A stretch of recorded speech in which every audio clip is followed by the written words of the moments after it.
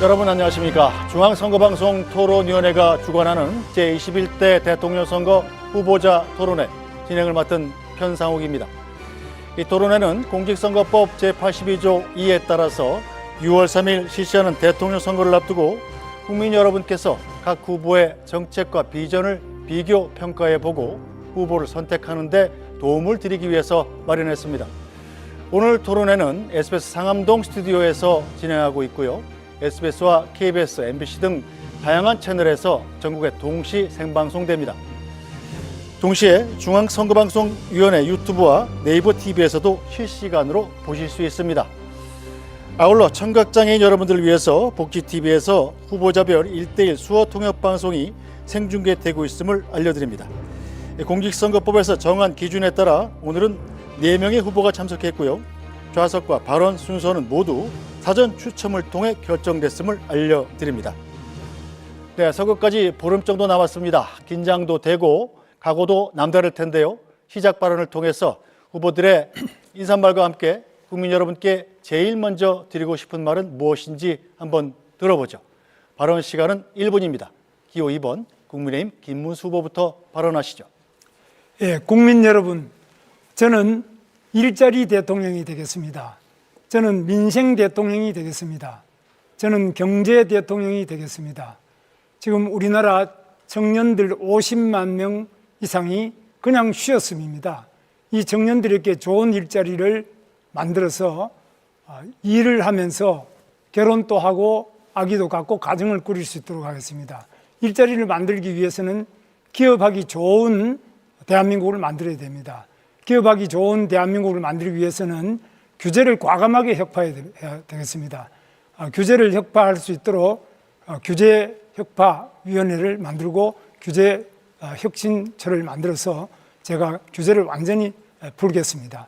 이런 어려운 조건 속에서 기업하시는 분들이 용기를 내고 일자리를 많이 만들어서 제가 반드시 일자리 대통령으로서 여러분들에게 일자리를 많이 만들어 드리겠습니다. 일자리가 복지입니다. 감사합니다. 네, 기호 5번 민주노동당 권영국 후보 말씀하시죠. 네, 5.18 정신을 가슴에 새기며 발언을 시작하겠습니다. 오늘 광주 금호타이역 대규모 화재로 고통받는 분들께 먼저 위로의 인사를 전합니다. 국민 여러분, 얼마나 힘이 드십니까? 저는 민주노동당 후보 권영국입니다. 저는 오늘 이 자리에 혼자 오지 않았습니다. 차별과 불평등에 맞서 싸워온 수많은 목소리를 담아 이 자리에 섰습니다. 노동자, 농민, 자영업자, 여성, 성소수자, 장애인, 그리고 이주민들, 이들의 삶이 더 이상 밀려나서는 안 됩니다. 열심히 일해도 가난하고 갈수록 주변으로 밀려나는 이 불평등한 세상, 이대로 방치해서는 안 됩니다. 저는 오늘 이 자리에서 분명히 말씀드립니다. 불평등한 세상 갈아엎어야 합니다. 저 권영국, 차별 없는 나라, 새로운 평등한 대한민국을 만들겠습니다. 고맙습니다. 네, 기호 4번 개혁신당 이준석 후보 말씀하시죠. 안녕하세요. 이준석입니다. 중국의 위협이 맹렬합니다. 낙후했던 중국이 우리를 뒤쫓고 어떤 분야에서는 우리를 앞질러 미래 성장 동력을 위협하고 있습니다. 사회주의 중국이 수리공학자, 화학공학자 같은 과학자들을 이공계 출신을 국가 지도자로 배출하면서 과학기술 경쟁에서 우리를 추월하는 사이 우리는 법률가 출신 정치인들이 비상계엄령을 선포하거나 아니면 본인을 방탄하기 위해서 불체포 특권을 악용하면서 국가 경쟁력을 끝없이 떨어뜨렸습니다. 저는 그들과 달리 이공계 출신입니다. 중국을 이기려면 과학기술에 대한 이해는 물론이고 세계 정상들과 자유롭게 소통할 수 있는 유능한 리더십이 필요합니다. 이번 대통령 선거는 과거와 미래의 대결입니다. 우리 대한민국이 낡은 질서를 허물고 압도적으로 새로운 대한민국을 만드는 계기로 삼아야 할 것입니다. 저 이준석이야말로 압도적 새로움, 미래를 연 선택입니다. 감사합니다. 네, 기호 1번 더불어민주당 이재명 후보 말씀하시죠. 존경하는 국민 여러분, 더불어민주당 대통령 후보 이재명입니다. 오늘은 5.18 광주 민주화운동 45주년이 되는 날입니다. 한강 작가가 이런 의문을 가졌다고 합니다. 과거는 미래를 도울 수 있을까? 죽은 자가 산 자를 구할 수 있을까? 그렇습니다. 80년 5월 광주는 2024년 12월에 대한민국을 구했습니다. 그리고 희망을 새롭게 만들어내고 있습니다. 오늘의 이 내란을 극복하는 우리의 노력도 결국 다음 미래 세대들을 구하게 될 것입니다. 이번 선거는 대한민국의 미래를 결정하는 정말 중요한 선거입니다. 누가 대통령이 되느냐가 아니라 어떤 나라가 되느냐가 결정되는 순간입니다. 유능한 국민의 일꾼, 유용한 도구를 뽑아서 새로운 대한민국, 진짜 대한민국을 꼭 만들고 싶습니다. 네, 각 후보의 시작 발언 들어봤습니다. 중앙선거방송 토론위원회가 주관하는 총 4번의 후보자 토론회 중 오늘은 첫 번째 시간으로 경제 분야에 대해 토론해 보려 합니다. 총 3개의 주제를 준비했습니다. 첫 번째 주제는 사회자 공통질문에 답변하고 시간 총량제 토론으로 진행합니다. 이어서 두 번째, 세 번째는 주제별로 후보들의 공약 발표 이후 주도권 토론으로 공약 검증 토론하고요. 마무리 발언으로 오늘 토론회는 끝이 납니다. 자, 주어진 발언 시간이 끝나면 마이크가 자동으로 음소거된다는 점 유념해 주시고요. 국민 여러분들께서 지켜보고 계시는 토론회인 만큼 정책과 공약을 중심으로 품격 있는 토론을 해주시기 부탁드립니다.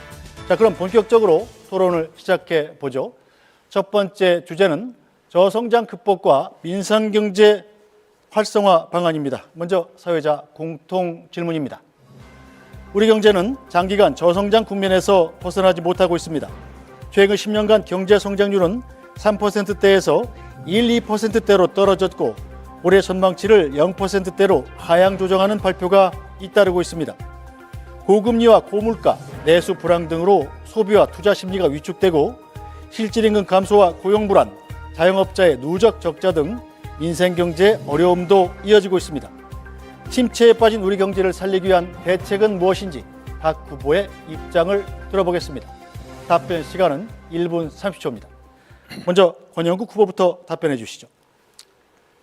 지금 이토란 토론 사실상 1대3 구도입니다.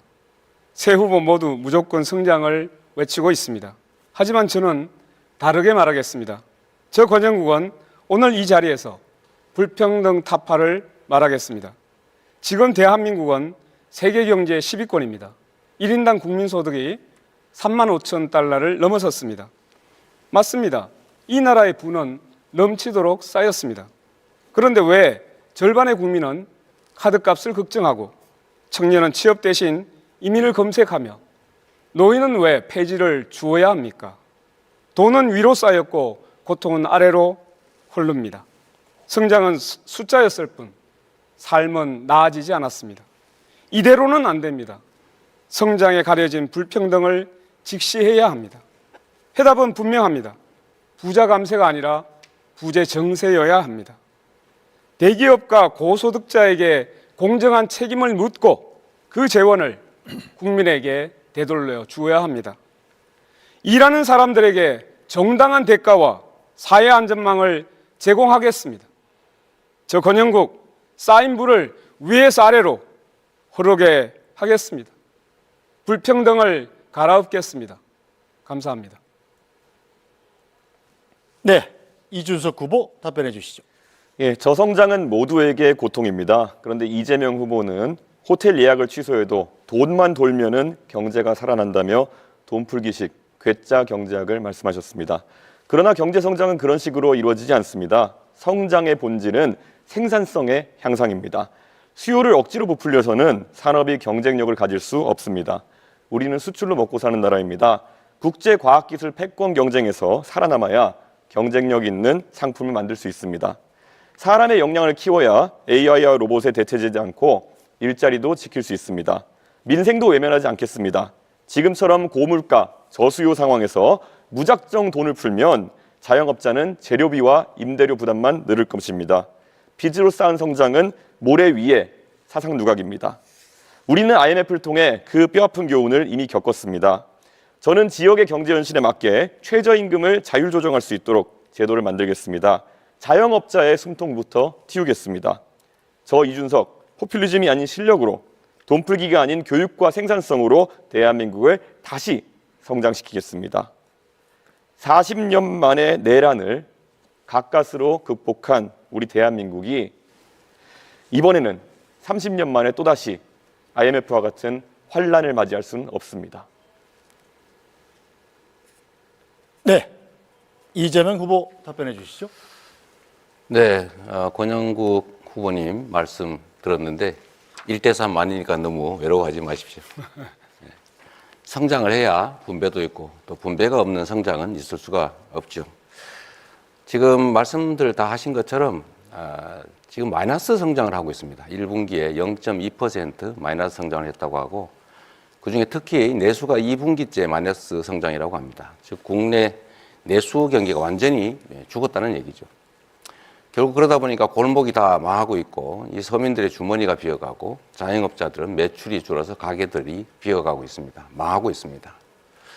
대책을 세워야 되겠죠. 단기 대책, 장기 대책이 있을 겁니다. 단기적으로는 지금 당장 서민 경제가 너무 어렵기 때문에 정부가 역할을 해야 됩니다. 원래 가계, 기업, 정부 이 3개 영역이 적정한 자기 역할이 있는데 이런 불경기에는 정부가 조정 역할을 해줘야 되는 것입니다. 곧바로 가능한 범위 내에서 추경을 해서 서민 경기를, 내수 경기를 살리는 게 중요하겠습니다. 두 번째로 이제 장기 대책이 필요한데 이제 지역 계속 지속적으로 성장률이 떨어지기 때문에 이제 성장 동력을 회복해야 됩니다. 우리가 자주 말하는 인공지능을 포함하는 첨단 기술 산업을 육성해야 되겠고 또 재생에너지 산업도 육성을 해야 되겠고 특히 제가 관심 갖는 문화산업 육성을 통해서 새로운 영역을 만들어내고 그 속에서 공평한 성장의 기회를 성장의 결과를 나오도록 네, 자 김문수 후보 답변해 주시죠. 예, 저는 우선 민생경제 활성화 방안으로서 가장 경기에 민감한 자영업자 소상공인들의 일자리를 지키도록 하겠습니다. 우선 소비 진작을 위해서 확실하게 많은 지원을 하고 또 소상공인의 채무를 조정하겠습니다. 또 금융 지원을 강화하겠습니다. 또 최근에 건설업이 매우 어려운데 이 건설업 부분에 대해서도 특별한 지원책을 마련하도록 하겠습니다. 기업이 또 좋은 일자리를 만들 수 있도록 규제를 완전히 판가리 하도록 하겠습니다. 규제를 많이 없애서 기업이 해외로 나가지 않더라도 국내에서 마음 놓고 사업을 하고 또 일자리를 만들 수 있도록 하겠습니다. 또 일자리 만드는 기업에 대해서는 특별한 혜택을 많이 줄 수 있도록 하겠습니다. 그리고 정부는 R&D, 특히 정부의 여러 가지 R&D 부분을 대폭적으로 지원해서 미래 산업에 많은 투자를 하고 또 그 분야로 기업을 지원하도록 하겠습니다. 지금 각 대학 같은 데도 이 R&D 부분 확실하게 지원을 하겠습니다. 정부 부처의 평가 지표도 일자리를 중심으로 해서 평가해서 잘하는 부서에는 그만큼 혜택을 주도록 하겠습니다. 네, 이상. 네, 후보들의 답변 들어봤습니다. 같은 주제로 시간 총량제 토론 이어가겠습니다. 각 후보에게는 발언할 수 있는 6분 30초의 총량 시간이 있습니다. 한 번 발언할 때 되도록 1분 30초를 넘지 않도록 해주시기 바랍니다. 발언하실 분은 손을 드시면 제가 발언권을 드리고요. 2분 이상이 동시에 손을 든 경우에는 남는 시간이 많은 분부터 발언권을 드리도록 하겠습니다. 자, 그럼 지금부터 토론 시작하겠습니다. 권영국 후보부터 발언 시작하시죠. 예, 김문수 후보에게 묻겠습니다. 네, 윤석열 씨가 12월 3일 내란의 우두머리라는 사실 인정합니까? 내란이라기보다는 헌정질서를 계엄을 했죠. 파괴하고 군을 동원한 내란 기도 그 책임 인정합니까? 뭐 계엄을 한 그리고 것은 그 계엄이 이 나라 경제에 비수를 꽂았다는 사실, 자영업자, 소상공인, 관광, 소비, 투자 모든 흐름을 끊었다는 사실 인정하십니까? 경제가 어려워진 점은 사실이죠. 김문수 후보는 윤석열 정부의 노동부 장관이었습니다. 그런 분이 지금 윤석열을 감싸며 대선에 나왔습니다. 탈당이란 말도 못했고 뜻대로 하시라고 조아렸습니다. 그 대가로 윤석열 지지선은 받으니 기쁘십니까? 이쯤 되면 내란 우두머리 윤석열의 대리인 아닙니까? 윤석열 때문에 치러지는 선거입니다. 무슨 자격으로 여기 나오셨습니까? 분명히 말씀드립니다. 국민 앞에 석고대죄하시고 사퇴해야 하는 것 아닙니까? 답변해 보시죠. 지금 말씀이 좀 과한데요. 윤석열 대통령의 계엄은 잘못되었고 제가 알았다면 당연히 말렸겠습니다. 그러나 그게 내란이냐 하는 것은 지금 현재 재판 중이고 그런 부분에 대해서는 여러 가지로 판단이 많이 남아 있습니다. 또 이 계엄으로 인해서 지금 우리 소상공인이든지 경제가 어려워진 점은 사실입니다. 그러나 그에 못지않게 또 김문수 그동안 의원님, 계속 탄핵이다. 김문수 의원님, 이런 많은 어려움 잠깐 때문에 제가 말씀드리겠습니다. 30초 보장을 해주셔야죠. 지금 이것은 총량제입니다. 김문수 의원님, 지금 변명으로 일관하고 있잖아요. 얼마나 내란이 아니라니요. 헌법재판소에서 8대 0으로 내란이라고 분명히 얘기하고 있지 않습니까? 비상계엄이 헌법 위반된다고 분명히 얘기하고 있지 않습니까? 헌법재판소에서 내란은 뺀 거 모르십니까? 잠깐만 기다리세요. 네.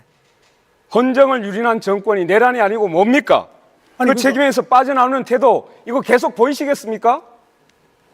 헌법재판소에서 내란으로 원래 국회에서 소추를 했다가 국민 여러분, 소추장에서 내란은 뺐습니다. 여러분, 그래서 윤석열을 지금까지 비호하신 분이 누구입니까? 아니, 얼마나 비호가 화가 납니까? 그런데 우리 권영국 얼마나 답답하십니까? 말씀을 경제 토론 똑바로 아닙니까, 해야죠. 이거? 네.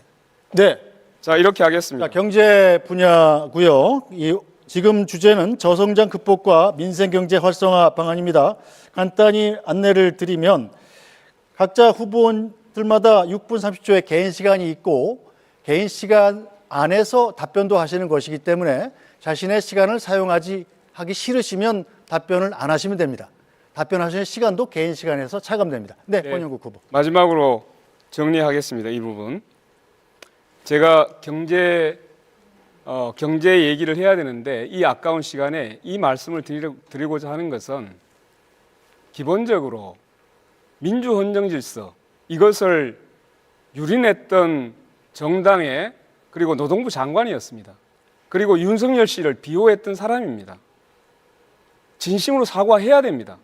그리고 자격 없다고 생각합니다. 그래서 국민 여러분, 여러분께서 감히 이렇게 부탁드립니다. 내란을 옹호하고 윤석열 씨를 비호했던 사람, 국민 여러분께서 퇴출시켜 주십시오. 네, 이것으로 일단 이 말은 마무리하겠습니다. 네, 다음 발언하실 후보 손을 들어주십시오. 제가 아까 네, 우리 김문수 후보님이 답을 하실 것 같았는데 네. 안 하신다더니 네, 국민 여러분, 지금 내란 얘기를 하는 이유도 아마 권영국 후보의 마음은 이 내란 때문에 경제가 이렇게 나빠졌다. 그래서 책임을 명확하게 해야 그 다음 해결책이 생기지 않냐 이런 뜻으로 저는 이해가 됐습니다. 저도 거기에 공감이 됩니다. 일단은 아마 우리 많은 후보들께서 현장을 다녀보시면서 느끼셨을 겁니다. 정말로 시장, 골목, 서민들 너무 어렵습니다. 특히 자영업자들이 완전히 무너졌습니다. 이 자영업자들께서 매출도 오르지 않을 뿐만 아니라 물가도 오르고 해서 지금 평년보다 지금 10만 명 이상이 더 문을 닫았다고 합니다. 물론 새로 신규 창업하는 경우도 줄어들어서 가게들이 정말로 많이 공실이 생기고 있습니다. 저는 그래서 이 문제를 한번 근본적으로 되짚어보자. 김문수 후보님께서 이제 소상공인 자영업자에 관한 정책들을 여러 개 내셨더라고요. 뭐 채무 조정 얘기도 하시고 그러던데 저는 이 코로나 극복 과정에서 다른 나라들은 전부 국가 부채를 늘려가면서 이 자영업자와 국민들을 지원을 했습니다. 근데 우리나라는 정책 방향이 좀 바뀌어서 다 국가가 빚을 안 지고 국민들한테 돈을 빌려줬어요. 그래서 국민들이 빚이 늘어났습니다. 이번에는 이 문제에 대해서 좀 근본적으로 채무 조정 정도를 넘어서서 일정 정도는 정책 자금 대출 부분은 상당 정도 탕감을 해주는 게 필요하지 않냐. 그 얘기를 제가 꽤 오랫동안 했는데 혹시 우리 김문수 후보님 그 점에 대해서 어떻게 생각하시는지 말씀 한번 들어보고 싶습니다. 소상공인들에 대해서는 여러 가지 대출도 해주고 지원을 많이 하자고 아까 제가 말씀드렸습니다. 금융 지원이 특별히 필요하고 그 외에도 또 소비를 진작하기 위한 대책이 많이 필요하다고 생각합니다. 아니, 그러니까 제가 말씀드린 거는 국가 부채가 늘지 않아서 좋다고 할 게 아니라 국가 부채를 감수하고라도 다른 나라처럼 소상공인 서민들에 대한 코로나 극복 비용을 정부가 부담했어야 된다. 안 했으니 지금이라도 그 부담을 정부가 좀 떠안는 게 어떠냐. 이 말씀에 동의하시는지를 물어본 겁니다. 그래서 그 부분은 경우에 따라서 이제 보겠습니다만은 코로나 이후에 코로나 때는 이제 지나간 문제고요. 코로나 이후에 지금 여러 가지 어려운 점 처해있는데 그중에 코로나 때의 부채 때문에 그런 부분도 있고 여러 가지 있기 때문에 그런 부분은 정부에서 적극적으로 해서 소상공인을 생환시키기 위한 살려내기 위한 다양한 대책을 세우는데 여기에는 국가 부채가 일정한 정도 늘어날 수밖에 없습니다. 그걸 감수를 해야 된다고 생각합니다. 네, 감사드립니다. 국민 여러분, 일단 이런 단기적인 대책도 중요한데 장기적으로는 아까 시간이 짧아 말씀을 못 드렸는데 경제 시스템을 장기적으로 좀 바꿔야 됩니다. 그러니까 지금 이 정부처럼 무슨 R&D 예산을 대폭 깎아가지고 예산을 아낀다고 해서 아예 기술 개발의 길을 막는다든지 이렇게 하면 절대 안 되죠. 첨단 AI를 포함한 첨단 산업들을 대대적으로 육성해야 됩니다. 그래야 새 길이 생깁니다. 두 번째는 이 정부가 정말로 잘못한 것인데 재생에너지 산업을 탄압을 했는데 재생에너지 산업을 적극 지원해야 됩니다.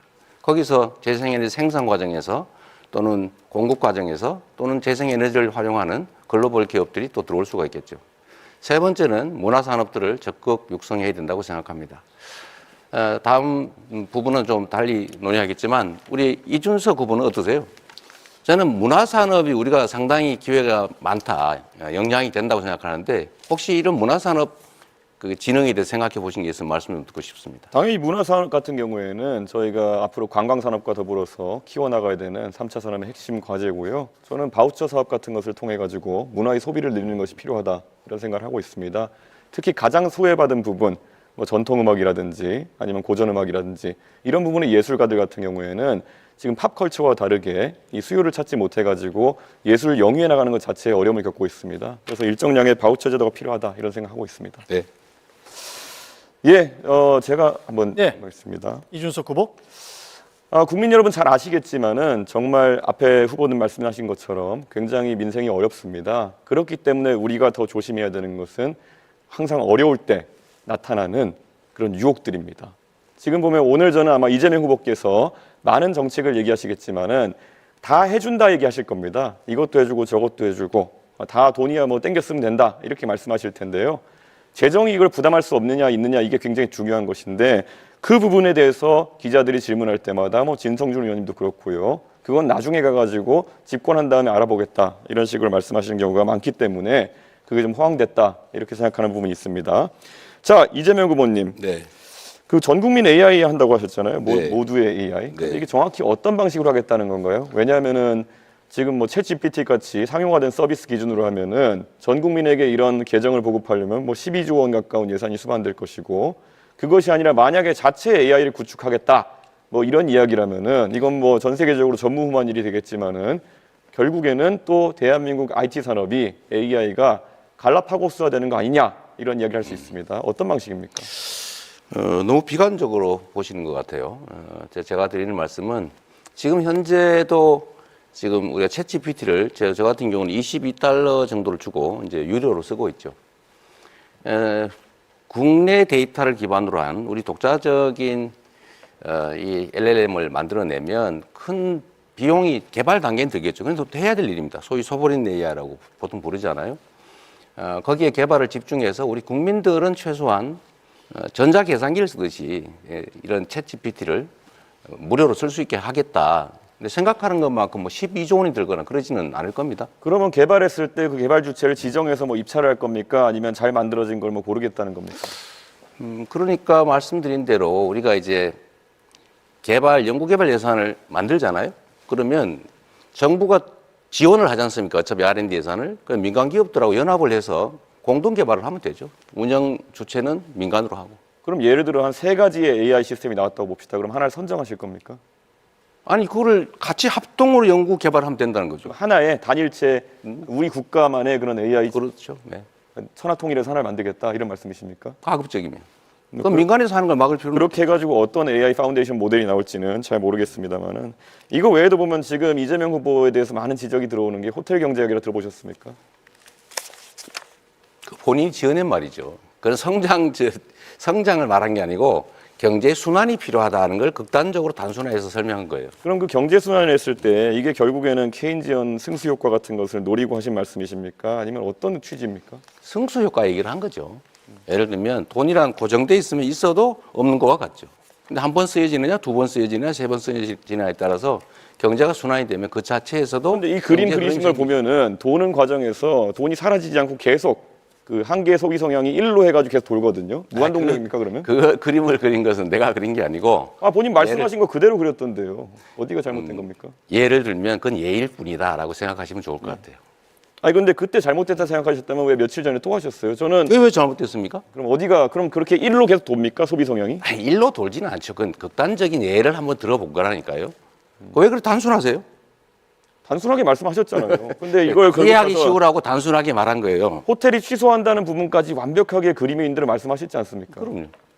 그런 것처럼 경제는 순환이 중요하다. 아니 저는 이재명 후보님께 명쾌하게 좀 해명하실 기회를 드리는 건데 그냥 그게 그런 거다 이러고 가시면 되겠습니까? 저는 충분히 설명해서 이해를 못 하시는 것 같아요. 아 그런 겁니다. 그래요. 예, 이재명 후보님 정년 연장을 하실 계획이라고 이제 들었는데 이렇게 되면 젊은 세대의 일자리는 악영향을 주는 거 아닙니까? 글쎄 그 점에 대해서 동의하기 어렵습니다. 젊은 세대도 많이 동의하고 있고요. 젊은 세대의 일자리와 정년이 늘어나는 일자리가 반드시 일치하지는 않습니다. 그러니까 매번 이런 식으로 답변하실 것 같으면은 정년 연장도 하고 젊은 세대도 일자리가 늘어난다 이렇게 답하실 거면은 도대체 무슨 토론을 하자는 건지 잘 모르겠습니다. 정년 연장을 했는데 어떻게 청년 일자리가 늘어납니까?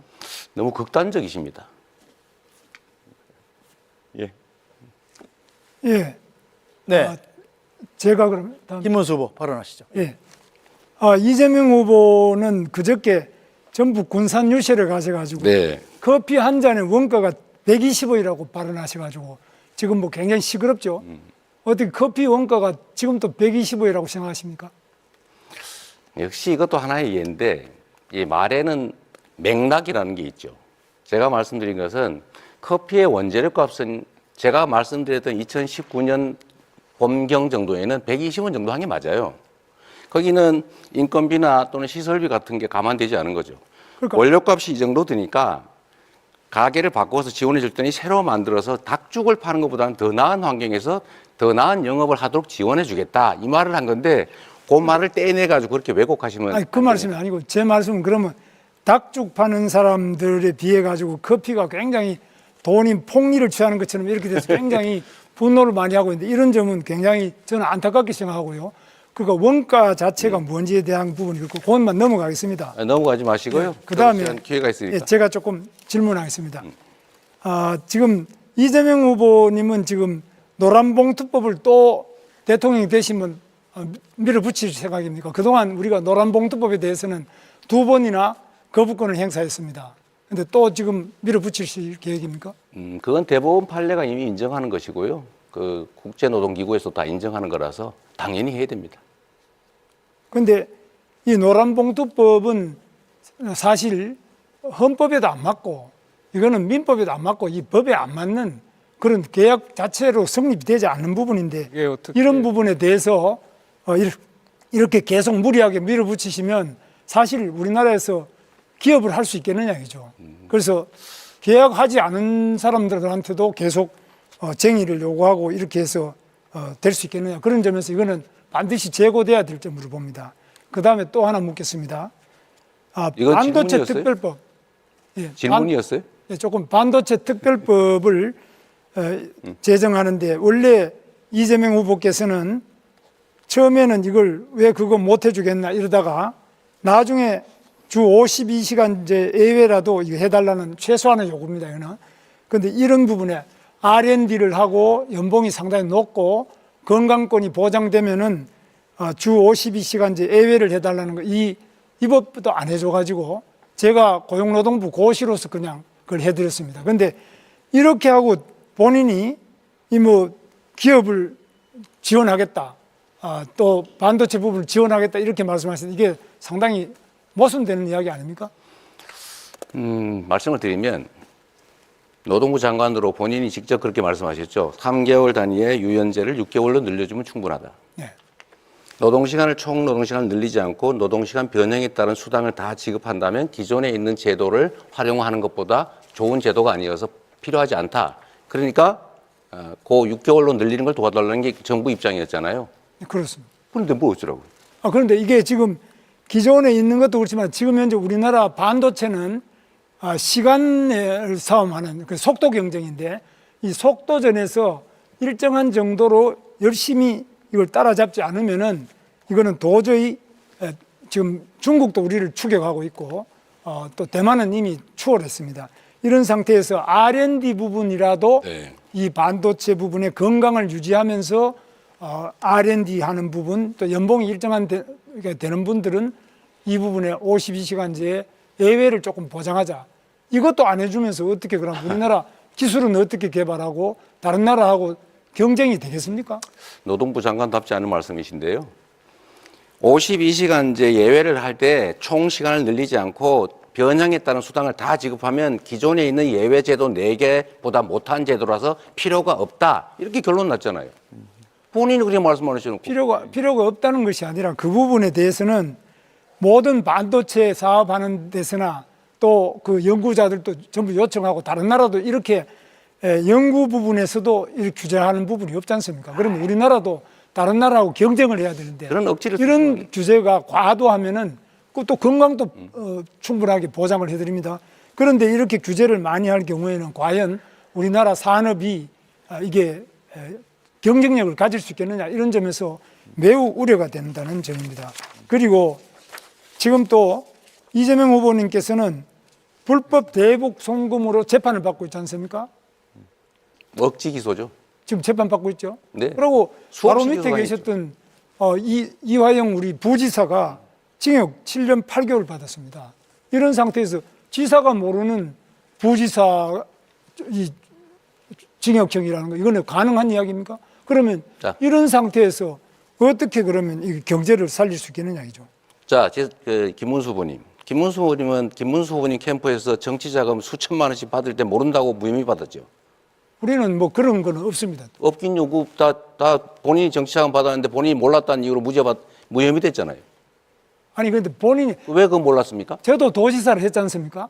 대북 사업이 지사가 모르는 부지사가 대북 사업을 할 수 있습니까? 대북 사업 자체야 당연히 알죠. 그런데 민간업자가 나를 위해서 100억을 돈을 북한에 몰래 줬다는 게 있을 수 있는 일입니까? 아니 민간업자가 보내는데 그게 어떻게 부지사가 알아가지고 지사는 모르는데 부지사가 북한에 돈을 보내는 게 그게 가능한 이야기냐 이거죠. 그러니까 그래서 그거는 저도 대북 사업 해봤지 않습니까?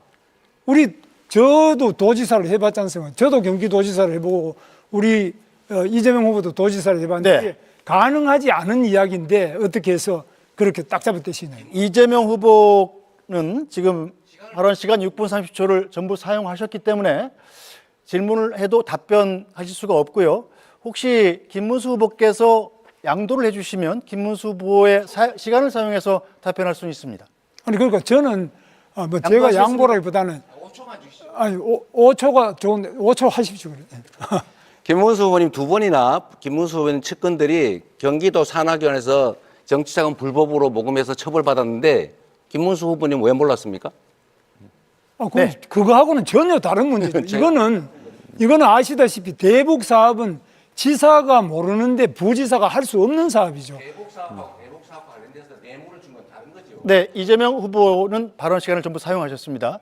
자, 아까부터 지금 이준석 후보가 손을 들고 있는데요. 일단 이준석 후보께 발언권을 넘기겠습니다. 네, 하시죠. 예, 김문수 후보님, 기본소득이라는 정책에 대해서 어떻게 생각하십니까? 그건 뭐 말이 안 되는 이야기죠. 그게 기본소득이라는 게 말이 안 되기 때문에 이재명 후보도 지금 아마 주장 안 하는 걸로 알고 있습니다. 국민의힘에 입당을 언제 하셨죠? 최근에? 제가 입당한 거요. 예. 저는 4월에 했습니다. 근데 국민의힘의 지금 정강 정책을 살펴보면은 기본소득을 실천하겠다라는 내용이 들어가 있습니다. 그런데 이것을 알고 그 정강 정책에 동의해서 입당하신 것인지 아니면 정치적 상황 때문에 입당하신 건지 궁금합니다. 그 부분은 뭐 저는 잘 몰랐습니다만. 예. 그러면 뭐 이런 상황에서 기본소득에 대해 가지고 그럼 입장을 이제 당 차원에서 바꿀 생각이 있으십니까? 지금 당 정강 정책대로라면 한다고 돼 있습니다. 그런데 그 부분은 제가 검토해보고 만약 그런 게 있다면 기본소득은 사실 개념 자체가 맞지 않다고 저는 생각합니다. 예, 알겠습니다. 네, 김문수 후보도 발언 시간을 6분 30초 모두 사용하셨습니다. 자, 이제 권영국 후보와 이준석 후보만이 시간이 남아 있습니다. 네. 권영국 후보. 예. 네, 아까 얘기를 듣다가 기회를 놓쳐버렸는데요. 노란봉투법이 말도 안 되는 법이라고 합니다. 악법이라고 합니다. 노란봉투법이 진짜 사장에게 교섭하자는 게 악법입니까? 그리고 손해 말을 하시면 안 됩니다. 잘 들으십시오. 자기가 행한 그 책임에 따라서 손해배상을 청구하도록 하는 법이 악법입니까? 도대체 이해할 수 없는 이야기를 합니다. 김문수 장관이 예전에는 노동운동의 상징이라고 얘기를 했습니다. 그런데 헌법에 있는 33조 노동 3권에서 보장하고 있는 진짜 사장에게 교섭할 수 있는 권리, 단체 교섭권입니다. 그 교섭권이 악법이라고요? 엉터리라 말도 안 된다고요? 도대체가 노동부 장관을 어디로 해먹었습니까? 두 번째, 손해배상 청구를 각자의 책임에 따라서 하자는 것이 어떻게 민법에 위반됩니까? 법을 모르시면 그런 얘기하면 안 됩니다. 정말로 부끄럽습니다. 그리고 주 50시간 얘기를 하시는데요. 지금 시대에 노동시간 늘려가지고 산업 경쟁력을 살리겠다? 이거 어느 나라 얘기하고 있습니까? 잘 보십시오. SK 하이닉스는 주 43시간 이상을 일하지 않습니다. 삼성전자에서 지금 문제가 생겼습니다. HMC라고 하는 오히려 기술력에서 SK 하이닉스가 훨씬 앞서 있습니다. 이건 기술력의 문제를 가지고 노동자들의 노동시간을 얘기하고 있는 것은 정말로 잘못 짚고 현실을 모르는 얘기를 하고 있는 겁니다. 그래서 민주당에서도 잘못 이해를 하고 있는 거예요. 여기까지 하고 넘어가겠습니다. 네, 답변할 시간 없습니다. 권영국 후보께서 시간을 양도하지 않으시면 김문수 후보께서는 시간을 다 사용하셨기 때문에 다음 토론에서 말씀하실 기회가 생깁니다. 네, 네, 계속 제가 먼저 하시죠. 네, 이준석 네, 후보. 하겠습니다. 예, 아까 제가 이재명 후보에게 인터넷상에서 일리 핫해진 호텔 경제학에 대해서 이제 여쭤봤는데요. 사실 답변을 제대로 안 하셨습니다. 그래서 이게 케인지언 승수 효과라는 식으로 답변하셨는데요. 그렇게 한다 하더라도 모델이 맞지 않는다라는 점 말씀드리고요. 이게 사실 현대통화이론이라고 하는 그것에 가깝게 이제 구현되어 있는데요. 이것이 나중에 실제 구현된 사례가 짐바브웨나 아니면 베네수엘라인데 그 나라들이 어떤 하이퍼 인플레이션이라든지 그런 복지 과잉 때문에 경제적으로 곤란을 겪었는지는 우리 국민들이 아실 것이다 이렇게 생각합니다. 사실 이 모델이 동작한다고 하면요, 이렇게 서로 처음에는 외상 취소 이런 거였지만은 돈을 갚고 이런 과정 속에서 실제 경제가 돌아갈 수 있다는 주장이라면요, 너무 쉽습니다. 예를 들어 어떤 지자체장이 법인카드를 들고 가가지고 온대 정육점에다가 소고기 결제하고 그다음에 과일 가게 과일 결제하고 그럼 몇 천만 원씩 결제한 다음에 나중에 취소하면은 그 동네 경제가 돈다는 그런 이론인데요. 이런 걸 지금 대한민국 경제에 적용하겠다고 들고 나온다는 것 자체가 저는 이거는 대한민국 지도자가 될 자격이 없다 이런 생각입니다. 여기 두 분의 경기도지사가 계시지만요. 경기도지사라는 자리는 사실 대한민국의 지자체 중에서도 성장세가 높고 그리고 어느 곳보다도 재정 상황이 좋은 곳들입니다. 그렇기 때문에 여러 가지 복지나 이런 거 하는 과정에서 어느 정도 성과가 있었을지 모르겠지만은 이런 식으로 경제 이론을 호도하면 안 된다 이렇게 생각하는데 김문수 후보님 10초 드리면 어떻게 생각하십니까? 예, 네. 그래서 그런 부분에서는 정말 참 우리가 여러 가지로 더 좋은 일자리 더 많이 만들어내고 경제를 살리기 위해서 경기도뿐만 아니라 전국이 열심히 뛰어서 기업을 하기 좋은 데를 만들고 또 노사관계가 평화롭게 되고 이렇게 해야지만 앞으로 경제가 성장할 수 있다고 봅니다. 그런데 제가 봤을 때는 아까 말씀드렸던 것처럼 돈을 돌린다. 경기도지사를 하셨기 때문에 알겠지만은 성장하지 않고 이런 식으로 지역 화폐를 돌린다 이런 식으로 해가지고 사람들의 소득이 높아지고 이런 게 가능한지 행정을 해보셨으니까 궁금하거든요. 그거는 이미 학계에서도 다 그거는 불가능하다. 그거는 그냥 안 된다는 게 다 나와 있고요. 실제로 지금 경기도에서도 할 수 있는 것이 기업을 유치하거나 또는 불가피하게 어려운 분들에 대해서는 무한 돌봄, 복지를 해줘야 됩니다만 가만히 있는 사람한테 괜히 그냥 돈을 나눠준다든지 이런 발상 자체가 잘못됐습니다. 그 굉장히 도덕적 해이와 우리 경제를 망치고 정신을 망치는 일이라고 생각합니다. 네, 권영국 후보. 네, 그 민생 경제와 관련해서 가장 어려운 부분 한번 말씀을 한번 드려보겠습니다. 지금 이 나라에는 1,300만 명의 그 노동자가 근로기준법의 보호를 받지 못하고 있습니다. 5인 미만 사업장 노동자들, 아르바이트, 특수고용직, 플랫폼 노동자, 프리랜서, 고용인 없는 자영업자들이 무권리 상태에서 일을 하고 있습니다. 근로기준법은커녕 최저임금도 4대 보험도 퇴직금도 없습니다. 노조도 만들기 힘들고 해고돼도 구제받을 방법이 없습니다. 저 권영국이 이렇게 말씀드립니다. 일하는 모든 노동자들에게는 최저임금, 4대 보험, 퇴직금 정도는 보장받아야 하는 이런 사회가 되어야 합니다. 노동이 강한 나라가 선진국입니다.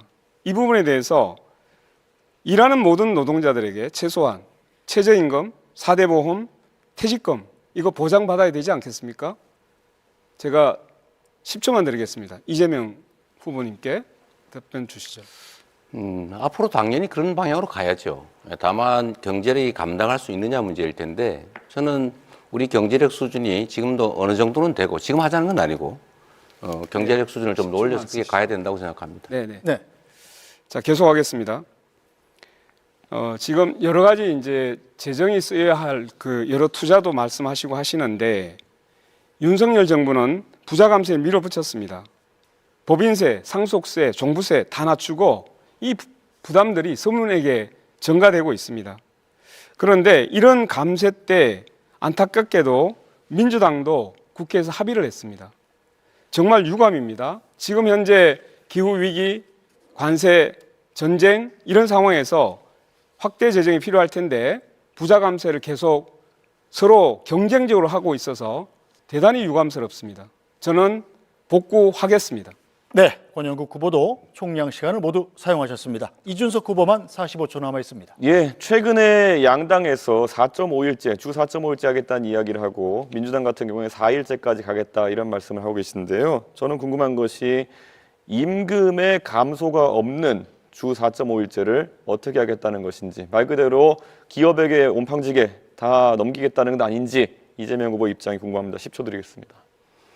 당연히 임금 감소가 없이 4.5일제로 가야 되고요. 그거는 앞으로 우리가 점진적으로 타협을 통해서 나아가야 된다. 우리 방향을 얘기하는 겁니다. 예, 지금 확인하신 것처럼 이재명 후보는 어떻게가 빠져 있고 그냥 이렇게 하겠다 저렇게 하겠다 이런 말씀만 하고 있습니다. 원래 사람들이 어려울 때 옆에 사이비 종교가 다가오는 것처럼 가장 위험한 형태의 사람이다 말씀드리겠습니다. 네, 자, 네 후보 모두 시간 총량 6분 30초씩을 모두 사용하셨습니다. 첫 번째 토론은 여기서 마치겠습니다. 자, 어떻습니까? 긴장이 좀 풀리셨나요? 가급적 주제인 경제에서 많이 벗어나지는 않아 주시기를 부탁드리겠습니다. 이번에는 공약 검증 토론으로 진행해 보겠습니다. 후보들의 핵심 공약 발표를 먼저 듣고 주도권 토론으로 서로를 검증하는 방식입니다. 바로 진행해 보겠습니다. 주제는 트럼프 시대의 통상 전략입니다.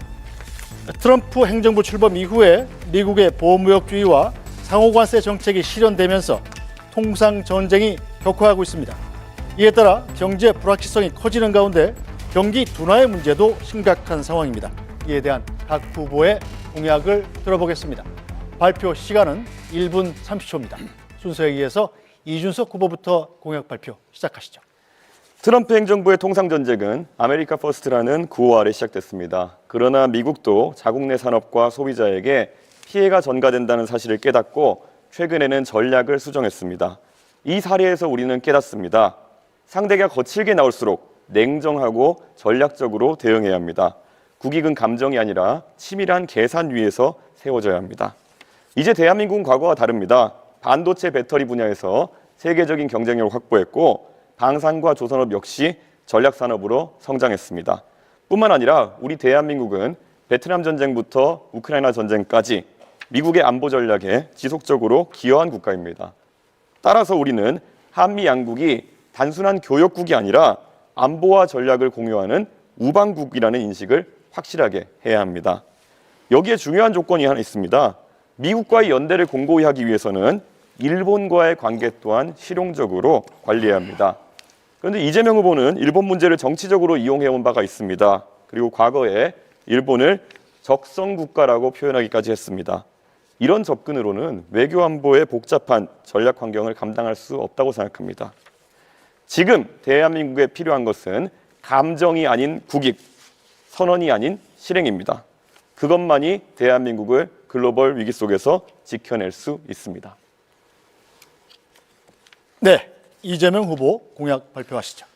네, 트럼프 대통령이 취임하면서 국제 경제 질서가 요동치고 있습니다.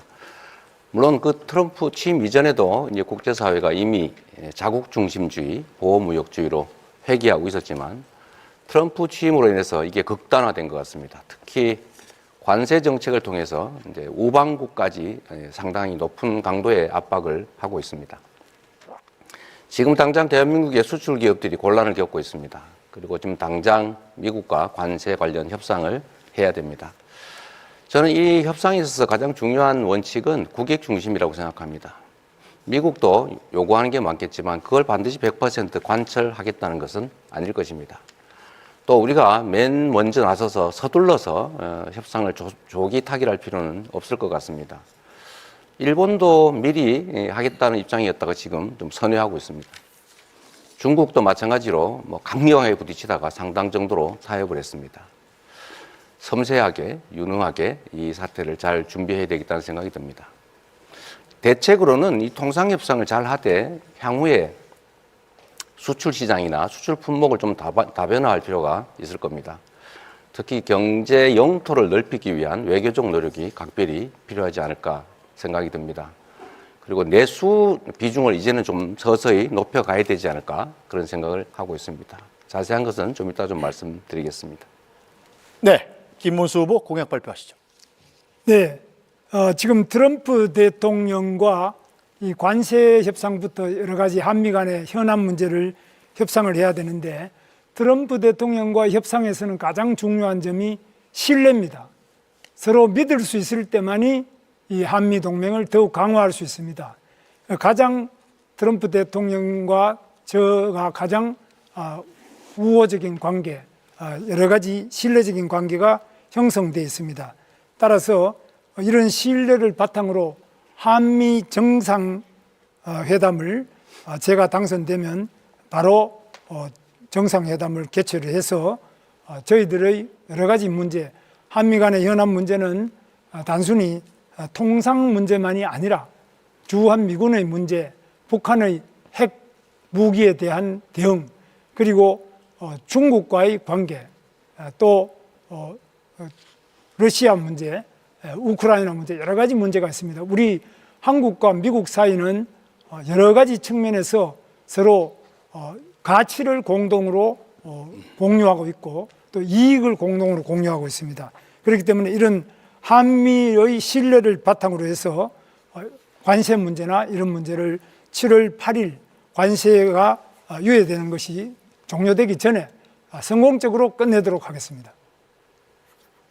네, 권영국 후보 공약 발표하시죠. 네, 국민 여러분, 트럼프 대통령의 관세 폭탄은 단순한 관세가 아닙니다. 그것은 약탈입니다. 국내에 투자해야 할 현대 삼성 자본과 일자리를 미국으로 빼앗아 가겠다는 것입니다. 이것은 통상이 아니라 우리의 경제 자주권에 대한 침략입니다. 저 권영국, 트럼프의 약탈적 통상에 굴복하지 않겠습니다. 대한민국의 경제 주권은 결코 협상의 대상이 아닙니다. 미국 눈치 보며 머리 조아리고 조공을 바칠 국민화하는 정부에겐 미래가 없습니다. 싸워야 할 때 싸우지 않는 지도자는 국민의 자존을 지킬 수 없습니다. 스스로 운명을 개척하는 지도자, 자존을 확립한 중견국가의 품격을 가지고 세계의 노동자들과 함께 트럼프와 맞서야 되지 않겠습니까? 그래서 제가 트럼프에게 레드카드를 보냅니다. 다시 보냅니다. 지금 세계는 트럼프와 맞서 싸우고 있습니다. 캐나다, 호주, 멕시코에서 결연하게 트럼프에 맞선 지도자가 승리하고 있습니다. 우리는 미국과 중국 어느 쪽에도 비굴해서는 안 됩니다. 여러 나라들과 연대해서 다자 외교를 펼쳐가야 합니다. 경제 주권과 민생을 우선해서 반도체, 배터리, 에너지 전환, 기후, AI, 바이오 등 국가 산업의 소속을 다지겠습니다. 사람 중심의 경쟁력을 세우겠습니다. 네, 후보들의 공약 들어봤습니다. 주도권 토론으로 바로 이어가죠. 주도권을 가진 후보가 상대 후보를 지명해서 주제와 공약에 대해 질문과 답변을 이어가면서 주도권을 잡고 토론하면 됩니다. 각 후보의 주도권 토론 시간은 6분 30초고요. 주도권을 가진 후보는 한 번 발언하거나 질문할 때 가급적 1분 이내로 해주시기 부탁드립니다. 반드시 2명 이상과 토론해야 하고 상대 후보의 답변 시간 최소 30초를 보장해야 합니다. 자, 이대로 진행되지 않으면 사회자가 개입한다는 점도 알려드리겠습니다. 자, 그럼 이준석 후보부터 주도권 토론 시작하시죠. 예, 이재명 후보께서 최근에 중국과 대만에 관여하지 말고 모두 CC하면 된다 이래가지고 비난을 받은 바가 있습니다. 그런데 뭐 가질 수 있는 입장인데 이건 너무 친중국적인 입장 아니겠습니까? 어떻게 생각하십니까? 너무 단편적인 생각이시라고 생각되고요. 제가 드리는 말씀은 국익 중심으로 판단해야 되고 대만과 중국 간의 그 분쟁에 우리가 너무 깊이 관여할 필요가 없다. 현상을 존중하고 우리는 거리를 유지해야 된다. 대만과 중국이 다투면 뭐 대만에도 좋은 관계를, 중국에도 좋은 관계를, 다른 나라도 좋은 관계를 유지할 필요가 있다. 제가 그런 취지의 말씀을 드린 것이고요.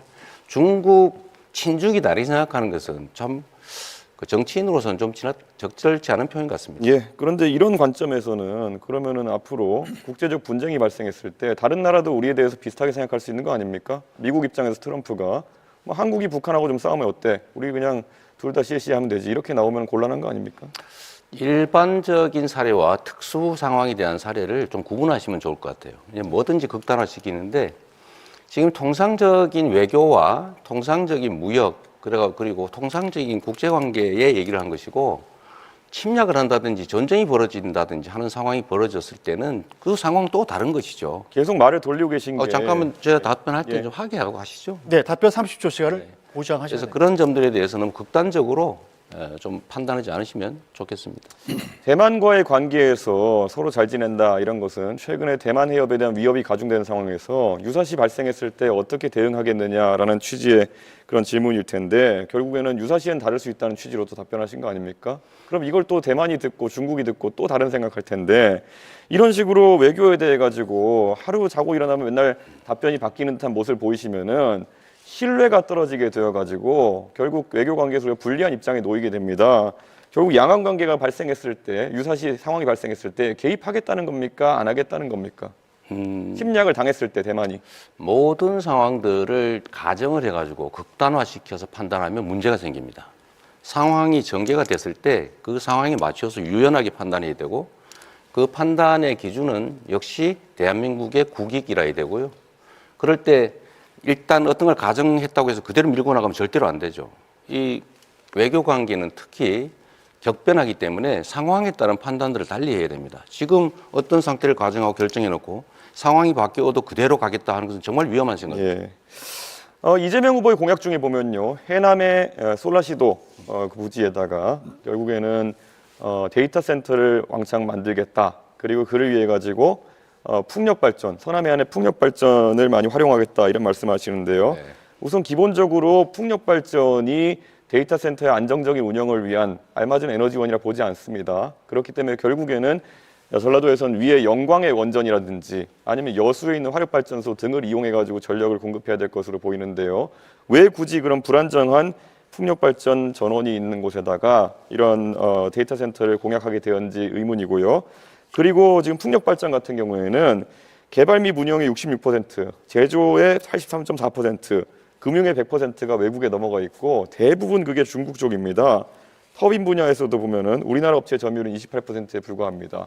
그런데 이런 식으로 전력 생산 단가도 높고 실제로 중국이 많이 장악하고 있는 풍력 발전 시장에 대해 가지고 계속 이렇게 우호적인 발언하는 이유가 무엇인지 궁금하고요.